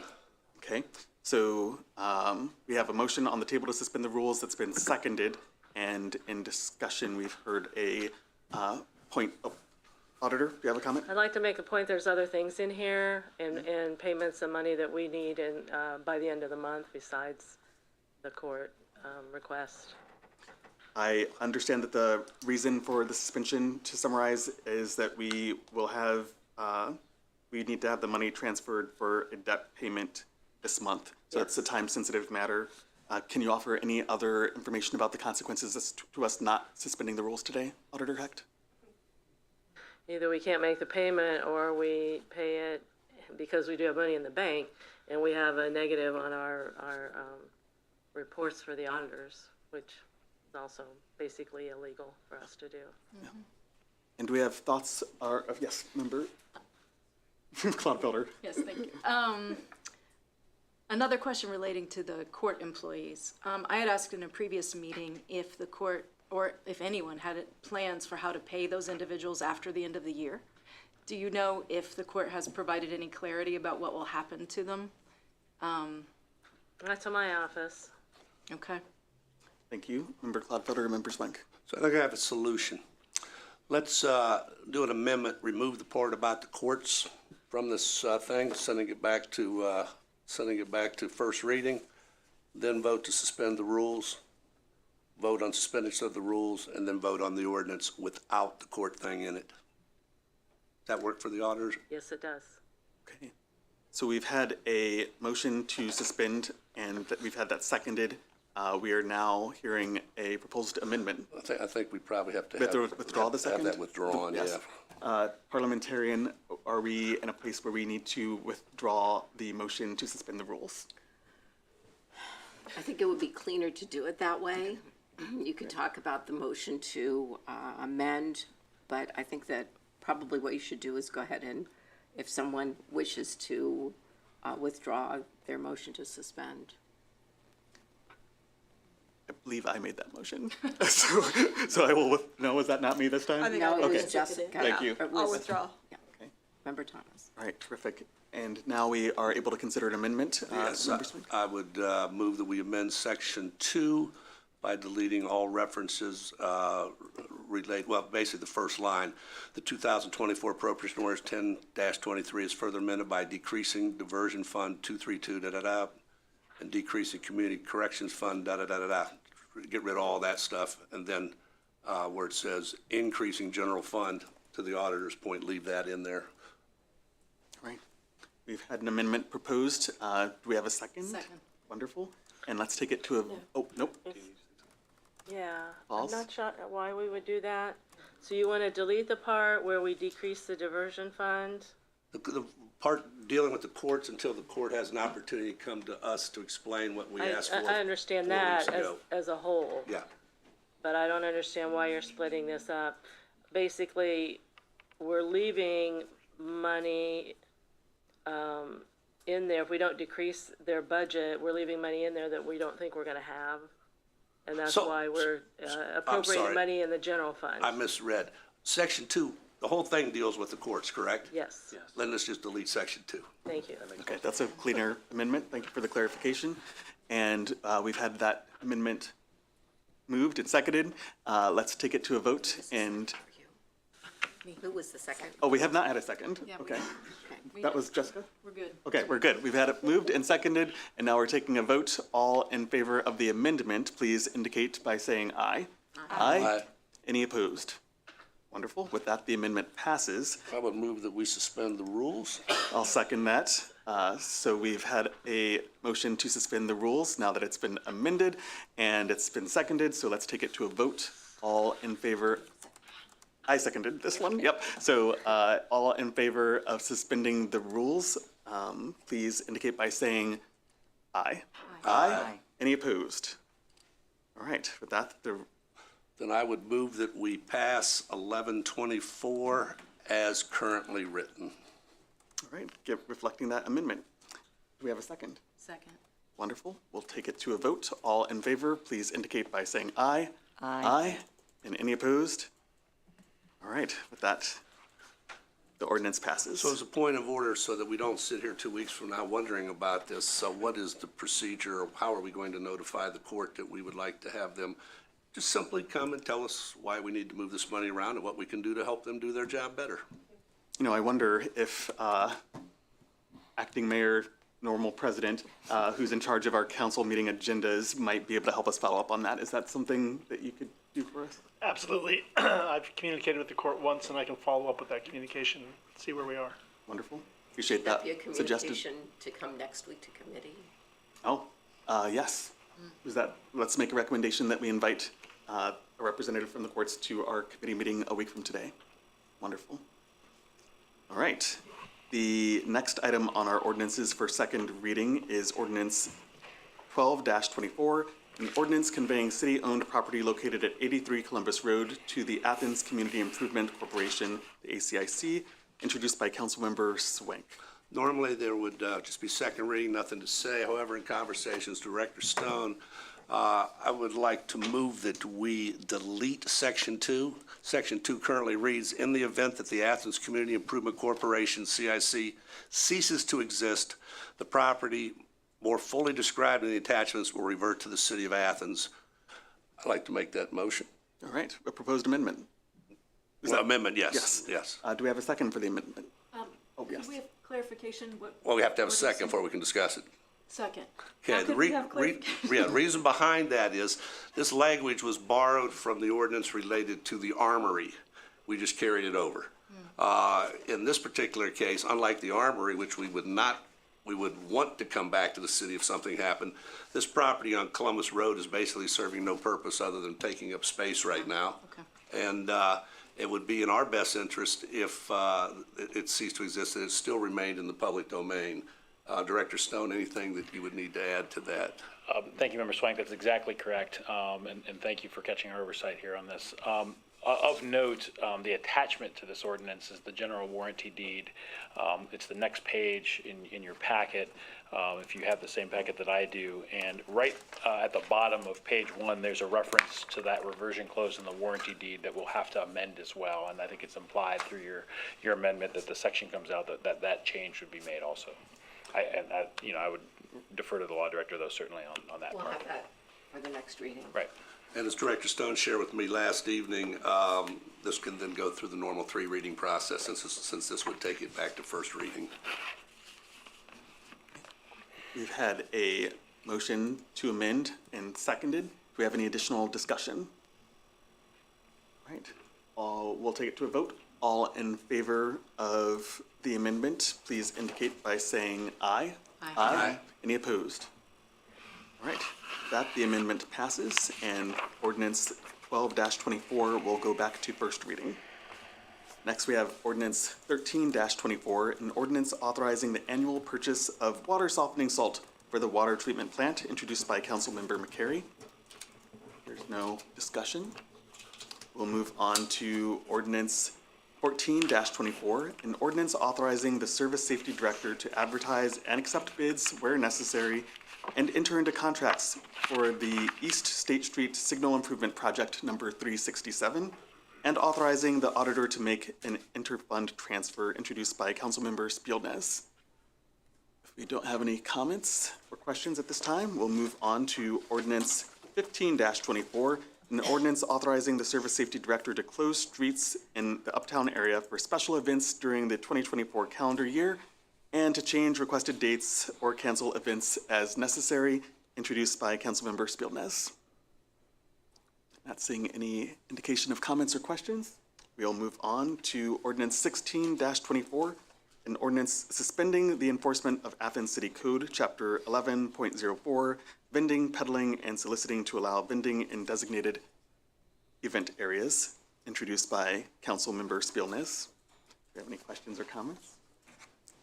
Moving on to ordinance 17-24, an ordinance suspending the enforcement of Athens City Code, Title 13, General Offenses, Chapter 13.04, Offenses Against Public Peace, Section 13.04.10, Unnecessary Noise in Designated Event Areas, introduced by Councilmember Spielness. Do you have any questions?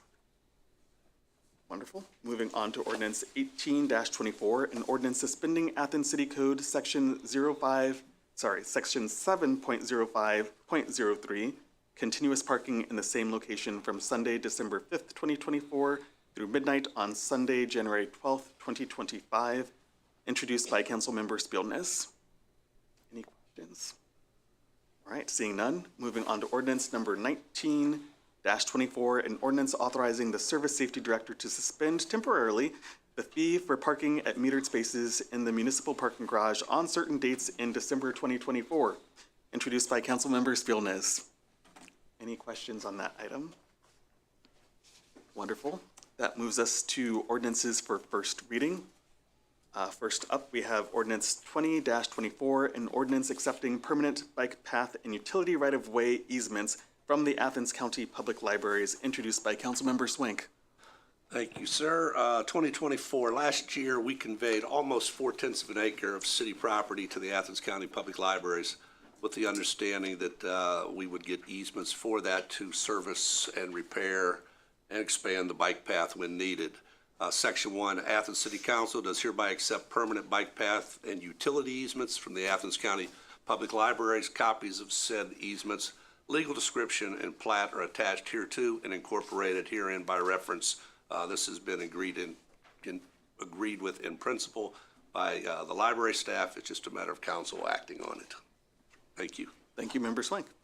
So the ordinance has been introduced and read for the first time. Do we have any questions, comments, discussion from council members?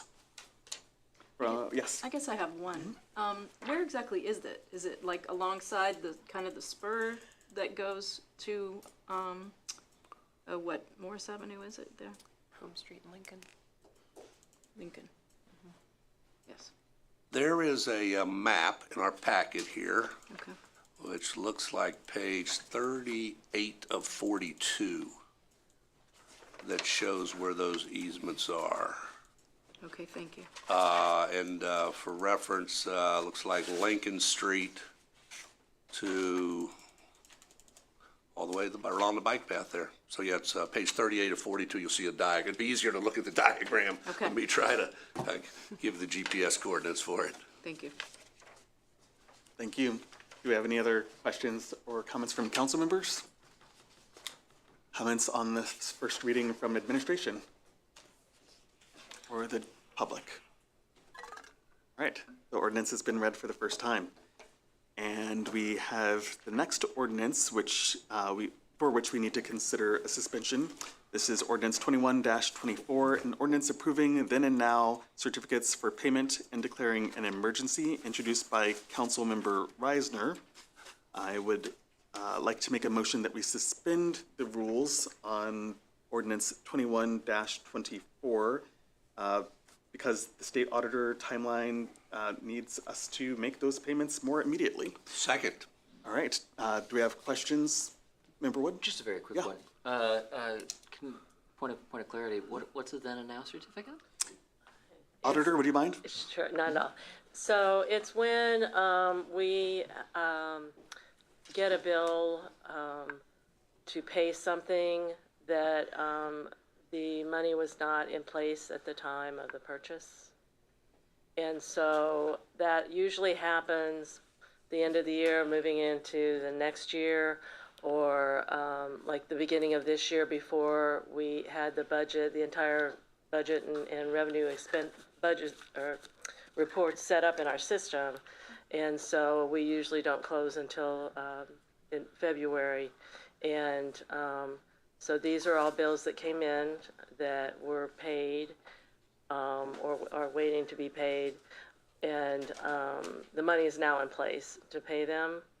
But the activity actually already happened, whether it was, to make a payment for professional services or to buy something, whatever.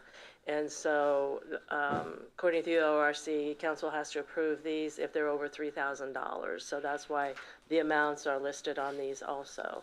So this, we might have another one or two in the next month, but likely this will be the end of it for the year for this. So we also have a big fat stamp we have to use on those vouchers and make sure when the auditors go through our books, they can see that we did get this approved in a timely manner. Thank you, Auditor Hecht. They give us 30 days to do this too. That's the reason for the timeline. It's, I don't know why they thought, there's no council I know of that doesn't take 6 weeks to pass something, but that's what the ORC says. So we do need to go ahead and do this. Thank you. Thank you. Yeah. Do we have any other questions as we consider this suspension? Okay, we've had a motion to suspend and a second. Let's have all council members who are in favor of suspending the rules indicate that by saying aye. Aye. And any opposed? All right, with that, the ordinance 21-24 has been suspended. The rules have been suspended. Could we now? I move that we pass 21-24. Do we have a second? Second. All right. Do we have any questions or comments from council members? Administration? Public? All right. Then we will take it to a vote on passing ordinance 21-24, the rules having been suspended. All in favor, please indicate so by saying aye. Aye. Aye. And any opposed? Nay? Okay, the ayes have it, and the ordinance has passed. Moving on to ordinance 22-24, for which we should also consider a suspension of the rules. This is an ordinance amending the 2024 appropriation ordinance 130-23 and authorizing an interfund transfer introduced by Councilmember Reisner. And I have the auditor, would you like to comment on any particular reason for suspending the rules on 22-24? Yes, just a reminder that we discussed this. This is to shore up the medical fund that has bills coming in now that we don't think we have the money to pay for in our fund balance. So we have asked for this transfer from the general fund, and we actually need this by the end of the month also. We had a $330,000 bill that came in at the end of the year that affected our carryover and ability to meet our January bills, but we also don't see the revenue. We've made a couple other changes that I've asked. The next ordinance will also address our issue with the medical fund and increasing the revenue into that fund. So that's why we need this now. Thank you. Oh, yes. If I may address a question to Auditor Heck? Yeah, I think we, do we need a motion first before? Well, would you mind making a motion that we suspend the rules? I move that we suspend the rules. I will second. Can we have council members indicate their support for the suspension of the rules by saying aye? Aye. Aye. Any opposed? Right. If you wouldn't mind with the question. Okay. Auditor Hecht, if I may inquire, we had, in a previous meeting, I had asked if you thought that, I agree that the medical fund needs to be shored up. I have no problem with that. But I wonder if you have identified any shortfalls that this is going to cause in the general fund, if it's going to make it hard to meet any of the city's financial obligations that we've already committed to in other areas. No, well, actually not that I know of. So the general fund has a budget in place that's spoken for that we expect to cover that, payments for the year. However, things always come up. That's a very large fund, includes police and fire and about 8 other departments. And but we do still have over $1 million unappropriated balance in that fund. Thank you. Plus, I might add that there are limited areas where we can take money to shore up the medical fund. As we've discussed many times, people ask why we can't use all that money in water or sewer or streets or something like that, and we can't do that. Thank you. Member Swank. Since we have so many new people here tonight, Director Stone, if you would please, the reason we're doing this is because we had an inordinate number of large medical claims last year.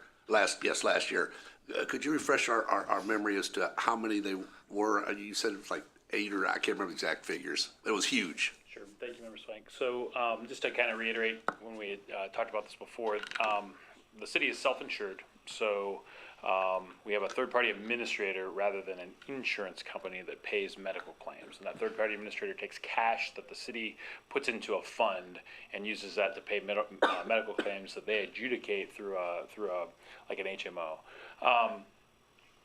If there is a claim that's catastrophic that goes beyond $110,000 in any given year, we do have stop-loss insurance, and so that's reinsurance basically. So it's for very significant catastrophic claims.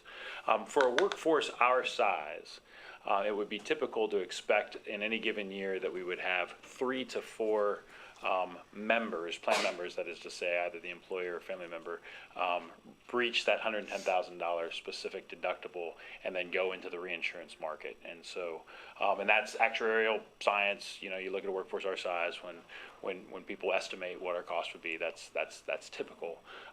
We've been around that for the last several years, except for 2023. 2023, we had 8 claims.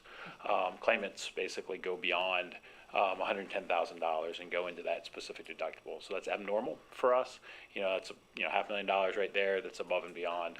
Plus, there were some additional expenses from 2022 that ultimately got paid in 2023. And then, as the auditor mentioned, there was a large claim in December that was paid. Now, we will get $150,000 back on that because, again, that was a claim above and beyond the $110,000 specific deductible that we attempted to make in 2023, so that we get the benefit of it being a 2023 claim, and then we'll get that stop loss reinsurance basically kick in. We just haven't got that $150,000 check yet, and so that's hence the cash flow problem that we're having. I am hopeful that in 2024, we're over that hump for those large claimants, and we'll go back to a more normal year.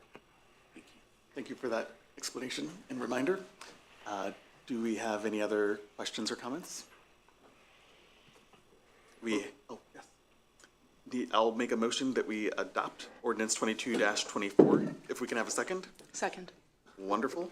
And we will, having had a motion and a second on ordinance 22-24, we'll move to a vote. All council members in favor of adopting ordinance 22-24, the rules having been suspended, please indicate so by saying aye. Aye. Any opposed? All right, with that, the ordinance passes. Our final first reading of the evening is ordinance 23-24, an ordinance amending ordinance 135-23, reallocating revenues from the city income tax and declaring an emergency, introduced by the Finance and Personnel Committee.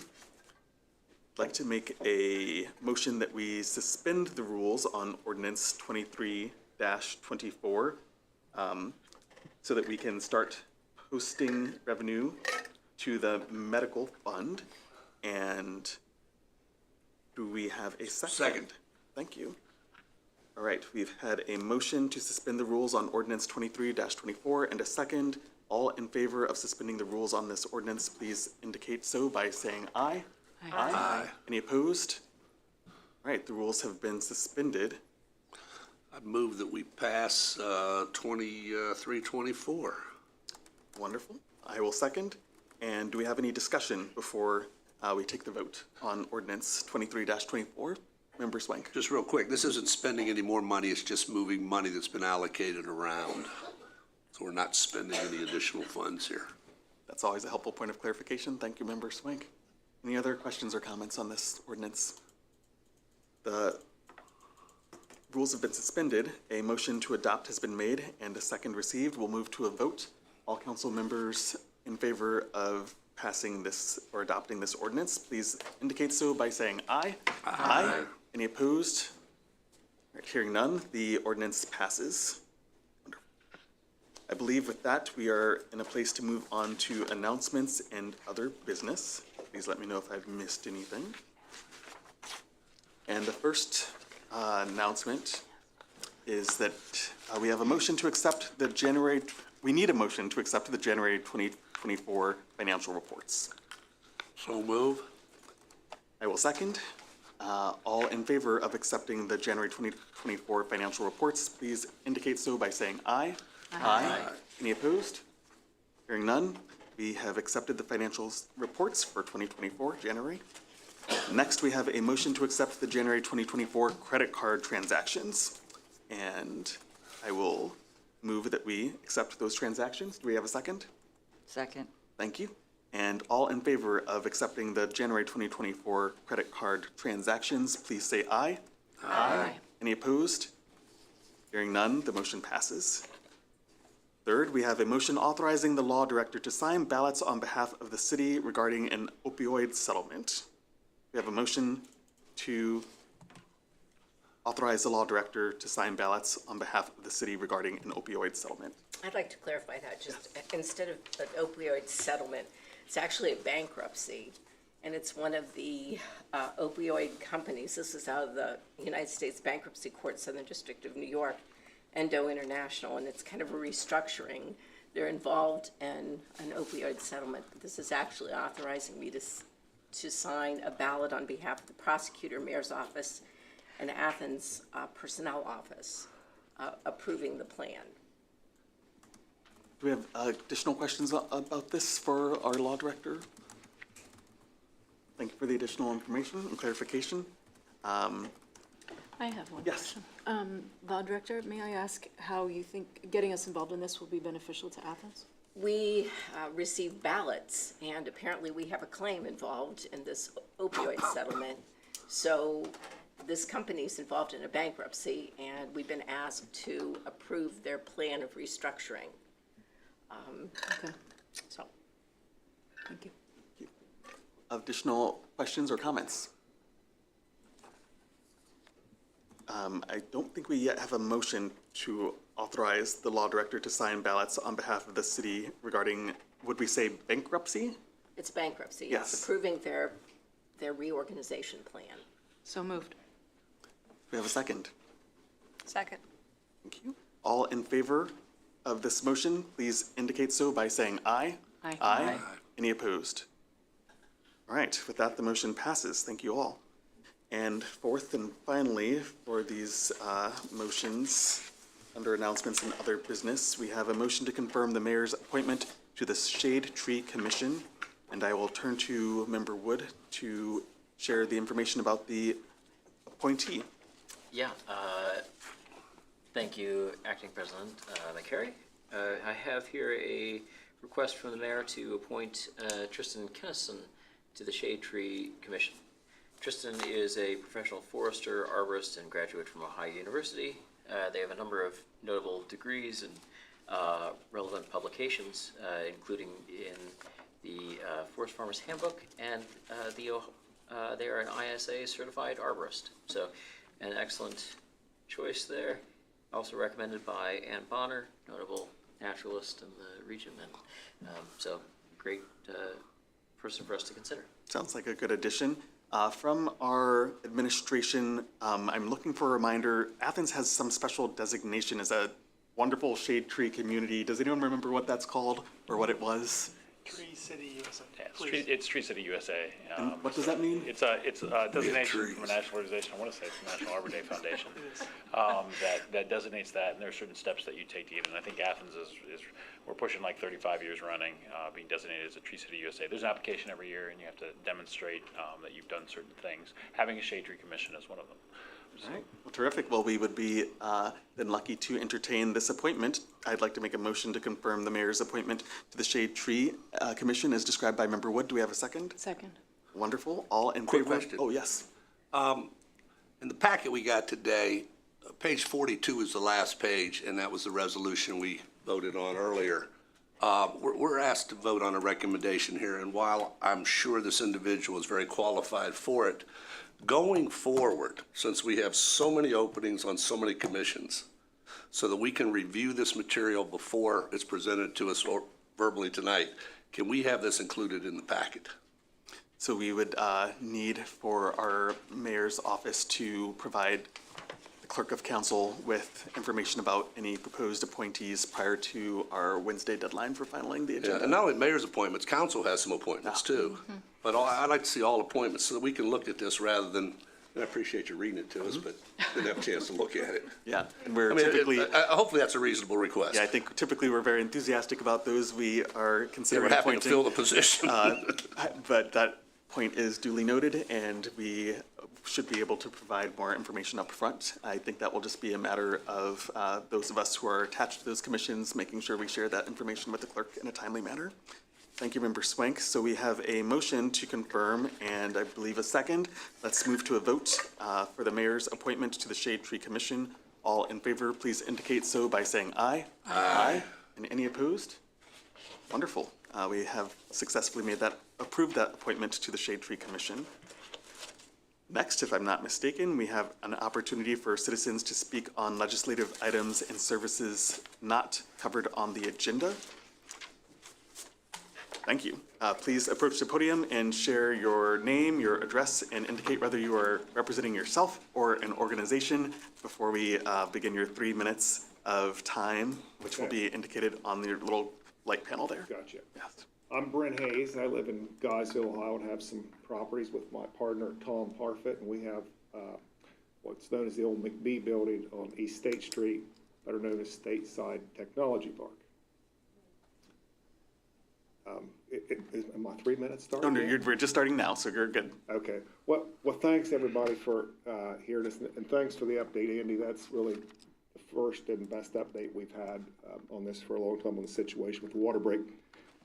I had a lot more to say, but since the city has accepted responsibility for this water hammer, that's monumental. We're glad that that's been accepted. And I think the most important thing is, you know, Quidel has 183 current employees out there with about a $14 million payroll. As Mr. Stone pointed out, this incident happened back in September 30th, and there's just been zero communication or dialogue with the tenant, Quidel. They had about 140 people off for a week.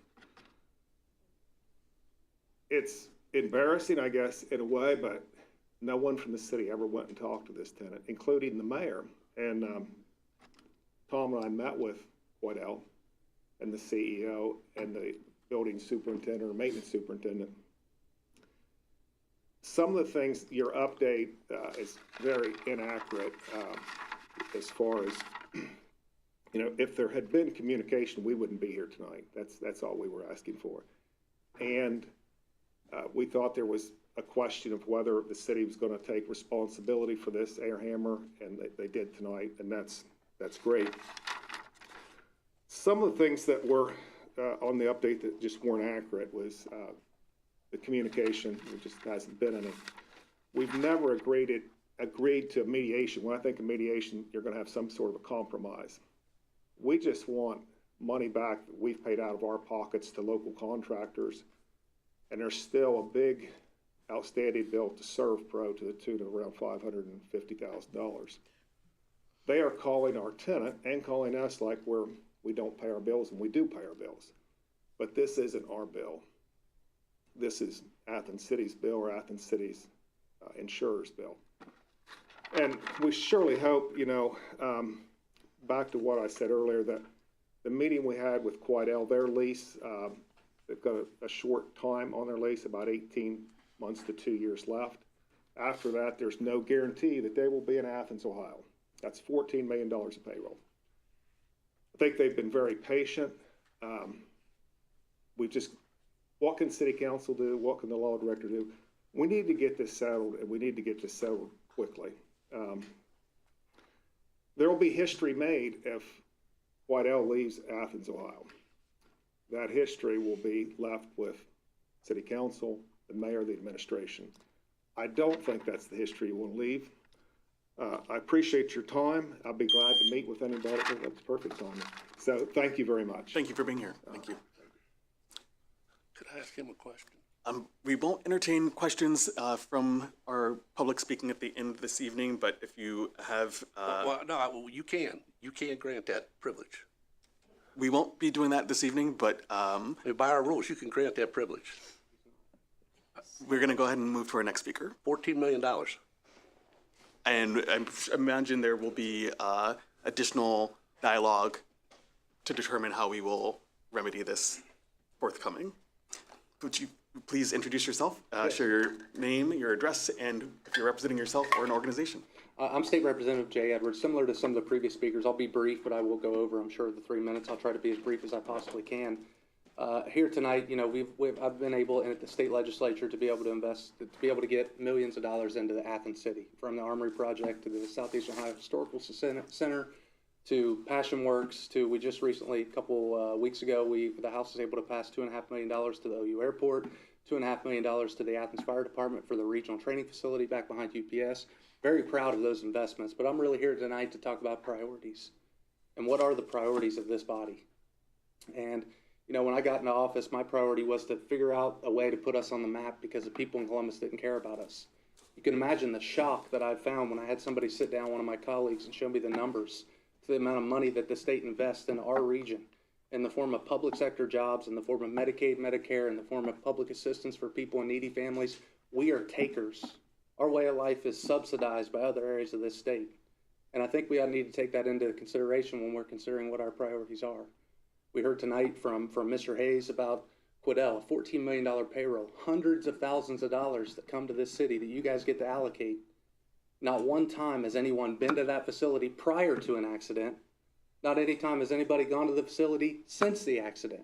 If it was me, I would be down there even before this accident occurred. But what message is that sending? I talk to developers and business owners that have chosen to do business in the state of Ohio, in the city of Athens, that do business all over big cities, all over the Midwest, with one common denominator. Because of the regulatory reform that you've either created or sat on, and the Tree Commission, Athens City is by far the worst place they've ever done business. When are we going to change that? When are our priorities going to change? We are completely subsidized. And when I look at the priorities of the city and what the city is doing, we're doing things like paper bag bans. We're doing things to get in the way, causing poor people that will never buy a renewable bag. We're doing things to take food off their plate from going into having to buy a paper bag every time they go to the grocery store. I'm not saying it's not a worthwhile cause. Is that our priorities? What are we doing to infiltrate, to bring economic development to our area? What are we doing? We passed a resolution tonight. I know there was consternation and a lot of talk on it. Government is about priorities. What you passed tonight, yes, it appeased a lot of people in the crowd. Is it going to affect one thing in the Middle East? Is that what we're spending our time working on?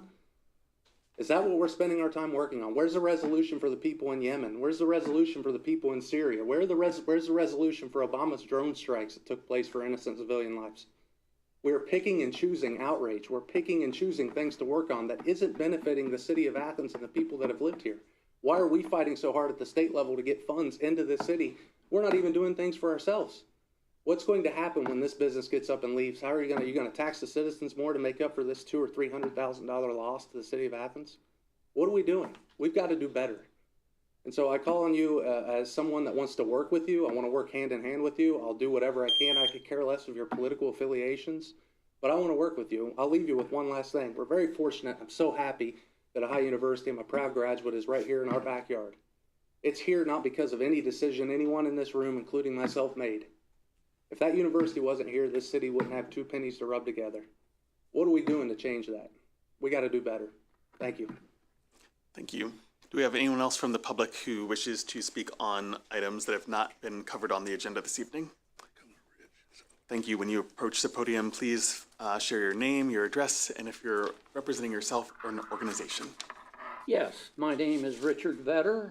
I am a retired professor at the Ohio University, and I'm here to sort of echo the comments first made by Mr. Hayes, but especially as articulated by Representative Edwards.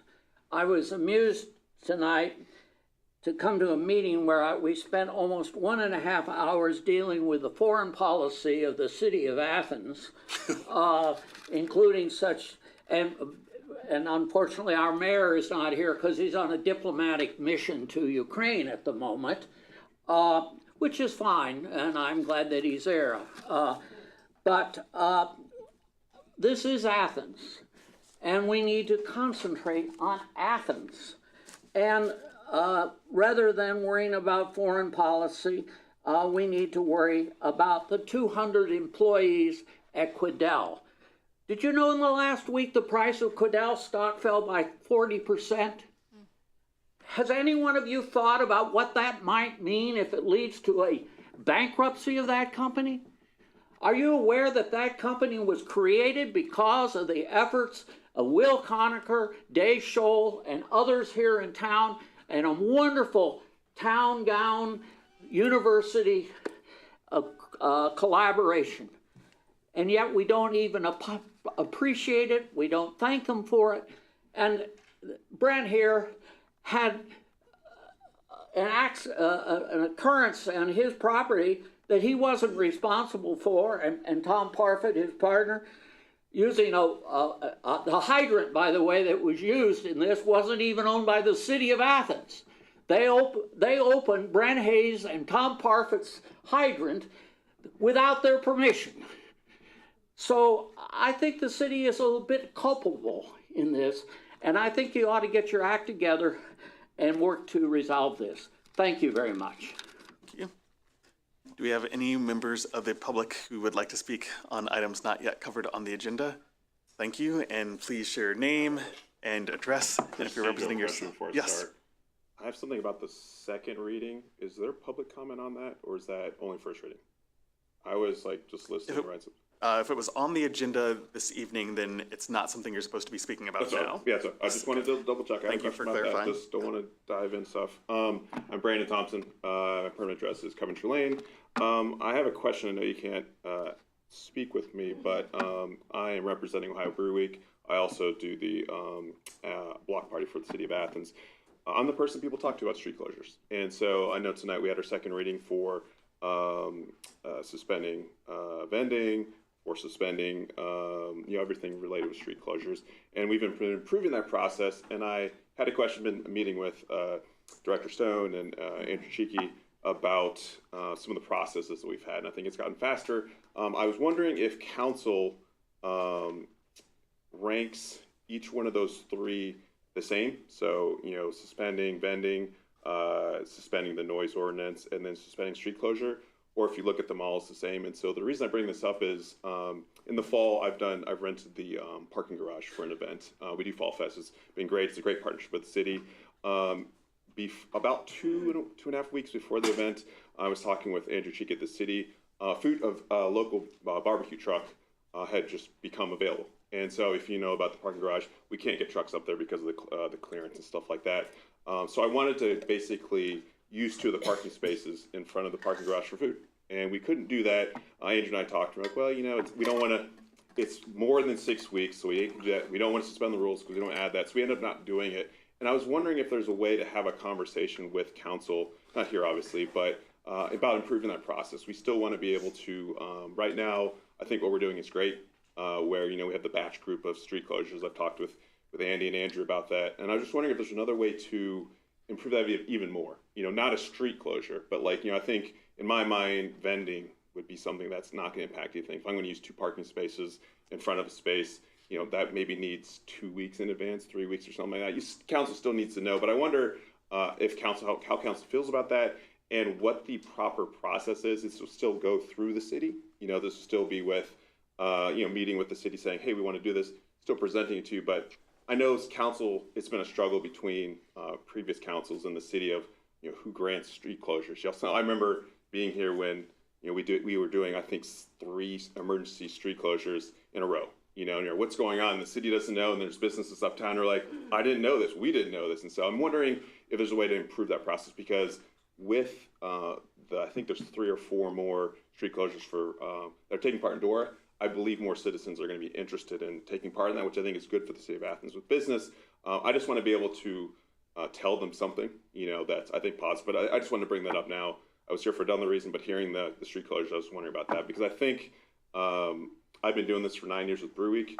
I still find challenges. I know people who are just starting out, it's very challenging to know who to speak with. They think they can talk to the mayor. That's not true. You talk to the city service director and whatnot. But yeah, just wondering about, I'll email you about this as well, but just wondering about that process and how to make that work for council so you're still aware, but also the city, who's ultimately responsible for making that event happens, has a little bit more leeway for doing the smaller stuff, not street closures, but more smaller things like maybe suspending noise or vending. So thank you. Thank you. For any of our speakers at the end of this meeting this evening who wish to follow up by sending an email or any additional information or inquiries to council, you can do so either by asking that email be forwarded from our city council clerk to all members of council, or by reaching out to a council member directly, as well as to any of our members of administration. Do we have anyone else from the public who is here to comment on items not yet covered on our agenda this evening? Okay. Seeing none, I believe the only remaining announcement is happy birthday to my mom, but I believe we can adjourn at 9:29 p.m. Thank you, everyone.